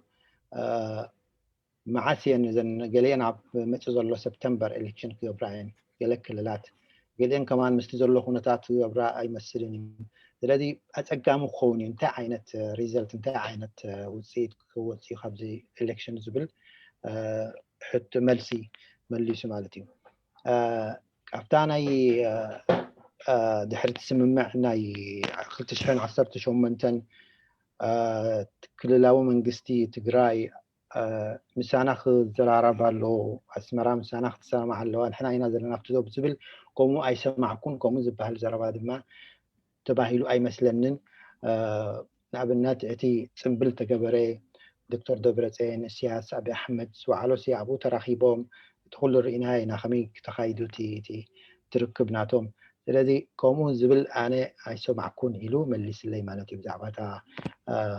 مقالة أفتوانسي أبلاتو ديانت عنكفاتو ديانتي متكبرنا سمع الجيريا أبي أحمد زغربو زبل حتو خمزيلو ملي سوا ملاتي يغني لي ويغني لي أستاذ وزميلي أنور إبراهيم. شكرا جزيلا أستاذ صلاح الزين. ملو نقاسي كفتي معاكم حرش إيش حرتينك أنا تي بزعبان هاي كده أنا حاجوس كحتت مالتي نقعد حال مزاها كده أنا حاجوس حتى هي بزعبان زم إرهابيان سي بزعبان أب حتى حزبي إتراسي نصور مركز يقولون دوباتنا كحنساس أيديلي واليوم أب حتى نصارنت إترا أنصار زخون بورتيكور رأتات نيرو وزت إلكان يرتا مالتي نو أنصار حزبي إترا أنصار نصارنت حزبي إترا نيرو مدوا بيلو منادي دوا بيلو منادي نيرو ديا حدا كلاي دوبنا أخي حنساس بعلوسي معرباويان كيكدنا إساياس حتى دوا يكون رأي بلدي انت يريد تخاف زعبازي. Thank you. سؤال ملو هو للأستاذ كيداني. هي بتقول يا أخي أنت ذكرت في مداخلتك إنه القرب عنده أدوار سلبية في يعني أمنيات أو مطالب الإريتريين وإنه هو دائما ضد مطالبنا وكذا يعني. فهو يقول هي بتسأل أسئلة مباشرة وتقول له يا خل أدوارنا السلبية دي استطاعت إنها توقفنا من إنه نحقق أهدافنا في مثلا في فترة انتظارنا الطويلة دي. هم يعني ما قدروا وما حيقدروا يعني النهاية بتاعها كده يعني. السؤال الثاني كان أنا لا تخلي تحطه إساياسي بعلو دوبا يكون نيلنديو يعني. طيب إذا كان بتقول القرب فقط هم الأدوار السلبية، هل إسياس بنفسه مش قال مشكلتنا نحن أصلا ما حدودية؟ كيف تقول إنه القرب عنده أدوار سلبية في موضوع ترسيم الحدود وكده يعني؟ حتى إسياس ما عنده مشكلة في الحدود، هي بتقول كده. فداير إجابة للسؤال ده. تفضل. أوكي بزيا بومبر أنا حتى ناي ملو نقاسي خملس يمو دمدام غير خيد مثلا ساعة 6 أخي بالني ناي ثلاثة كنا عصواينا كمان دهرا رجعت أشوف لنا لنا ما تحطوا ناي حطنا ملو نقاسي كما يوعد ملو نقاسي وال معرواويان كل كيلو منادو و30 عامت مدينة واقينا سنت معرواويان إيد معرواويان كما يريوان إيرترا طقمنا إثيوبيا يمدقوس كل جزء الجارنا أفريقيا خود بالله خلون عنا يسقعنا اتنا إساس هلو حتى تندقايره نحنسا دوبيبل نحنسا قال ازي نقدفه وعلو معرباوينا قبر سلدي وعلو نايدو كوميشن وساني حقاو قديتا نيرون وكوي زكوينات زي فتيرو زلو نيساس من مخنيتا خوينوان ويانا نخارم التدوب كالعلم كم مخنيتا تقاموا له انا خفدت مثل لا حجي زي بزح تعيش من زلو نحنا قن اتقند ملختي تيك هوم قن زخونا يكون قدامه حيلي اب داق مسر رعنا إرترا إيدو خي اتوسي نحنا تقالاتفنا بعلنا حزب إرترا هاجرنا نسرا بهلا يعني وغيرنا بدمدامي خيد مجمريا نقربتنا عايز مدب زي قنيلنا ولا زيابا المدادو زيادة ترجمة معلش خيد سلز دولوخي مخنياتنا اي 3 دقيقة مسلز لنا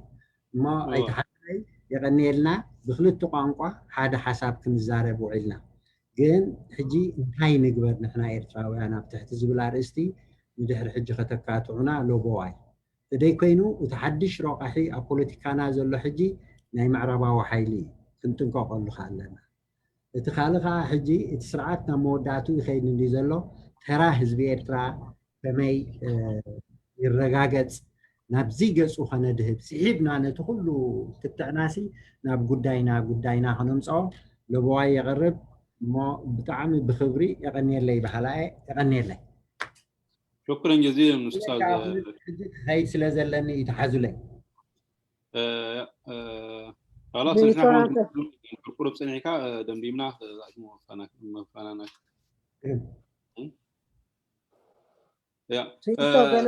هو الاستاذ مستعجل مولو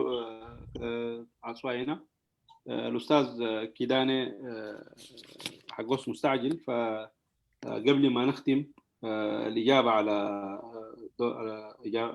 أسئلة الأستاذ مولو وقال إنه لما يقول أدوار سلبية للقرب دائما القرب لما يتصل في منطقة القرن الأفريقي ينظر لمصلحة أثيوبيا في الأول يعني دائما لا ينظر لمصلحة إريتريا نهائيا حتى لما نقول يا أخي وحدة القرن الأفريقي والانتجريشن وكذا فدائما بينظروا لموضوع اثيوبيا او لمصلحه اثيوبيا بشكل رئيسي دي النقطه اللي هو ركز فيها وبعد ذاك في الختام هو قال انه مستعجل وعنده مبكرا حتى نحن ذاته نعتذر له لانه فتره طويله مسكناه لاكثر من 3 ساعات قال اشكر الغرفه على اتاحه الفرصه وخلونا انه نتكلم يعني نتناقش بلغتين في آن واحد باللغة العربية والتقنية وقال أنا من ضمن التوصيات اللي بيوصيها قال أن إحنا إن شاء الله يعني في المساحات القادمة نحاول نتناقش في إنه نحن كإريتريين يجب الحاجات المفروض نعملها شنو لقدام يعني الحاجة الثانية قال لازم ننتبه لها إنه العنصر الفعال والمتحرك الآن هو القرب الحاجة دي لازم نحاول نستفيد منها ونحن نحاول نمشيها بحيث انه نستفيد منها لمصلحة التغيير يعني نشوف هم دايرين شنو ونحن دايرين شنو بعد ذاك نصل نقدم مصلحتنا ونشتغل الحتة الأخيرة هو بقول يا أخي يعني بيوصي لوحدة القوى الإريترية وعملها مع بعض شكرا جزيلا أستاذ كيداني مو إن شاء الله بزي ودينا لنا برنامجنا إلى معانتي بهذا نكون وصلنا لختام برنامجنا قبل الختام أيضا أريد أدي فرصة للأستاذ أنور إبراهيم يقول الكلمة الأخيرة قبل ما نشكره هو كمان قبل ما نودعه يعني نقفل الحلقة تفضل أستاذ أنور إبراهيم. طيب أشكركم أول حاجة جزيل الشكر طبعا أنا زي ما قلت في المرحلة الأول أنا كنت جاي كمعقد أو كزول بيعمل مداخلة لكن يعني خدتوني أساسي يعني أشكركم أول حاجة يعني دي فرصة طبعا أتواصل مع طائفة مختلفة من مجموعة من المثقفين والمفكرين المتواجدين في الخارج انا لو كنت عارف انه حتكلم كورقه اساسيه كان حيكون عندي ورقه خاصه جدا، لكن اوكي ما في مشكله. لو قدرنا نتواصل مع الشباب ونتواصل مع بعض الزملاء. الشيء الثاني اللي هو بعض الافكار اللي انا قاعد اشوفها، يعني معلش اعذروني، هي مش يعني هنا وهناك في كل الجهات، انه احيانا يعني الفكر التحاملي، يعني في نوع من التحامل بيكون يعني بغض النظر عن، انا ما بقول عشان اثيوبيا مثلا اللي انت قلت على اثيوبيا، وفي الفكر السياسي بيختلف من شخص لاخر، لكن انا دائما يعني احيانا بدخل مع كل الاطراف حتى العرب ومع بقول دائما انه بتكلم باسم الشعوب افضل من كل الحكومات. طبعا في اخفاقات والقضايا السياسيه مربوطه بالحكومات مباشره، وفي بعض التاثير والتاثرات في هذه المنطقه خاصه. الشيء المفروض لما نجي نتكلم مثلا عن قضيه محدده زي ما قبل الناس كلها بترجع في النهايه، واحده من الاخوات دي رجعت برضه قالت الشعوب،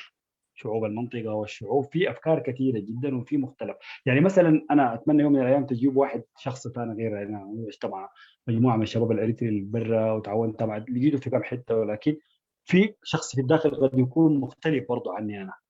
فزي ما حسي بعض المجموعه الشباب بيروا انه افكار توسعيه اثيوبيه، هنالك من يرى ان هنالك ايضا في الجانب الاريتري بعض الافكار اللي هي ضد اثيوبيا في الحراك السياسي او في المنطقه، او مثلا كل ما هو سلبي يوضع على اثيوبيا. فانا اتمنى يوم من الايام تتواصلوا برضه مع مجموعه اخرى جدا من الشباب اللي تواجدوا هنا داخل اثيوبيا ولم يخرجوا من اثيوبيا زينا كده، يعني يمكن يكون بيختلفوا عننا. واشكركم طبعا لهذا التواصل، ونتمنى نلتقي في ساعه خير. واليوم طبعا خليتونا نقعد ونطلع حاجات كثيره جدا، وجزاكم الله خير. شكرا جزيلا استاذ انور. ترجمه علي الله استاذ صلاح. صلاح الزين لو عندك زمان. استاذ صلاح الزين هاي نستغل وجودك وتترجم لنا الحته اللي قالها.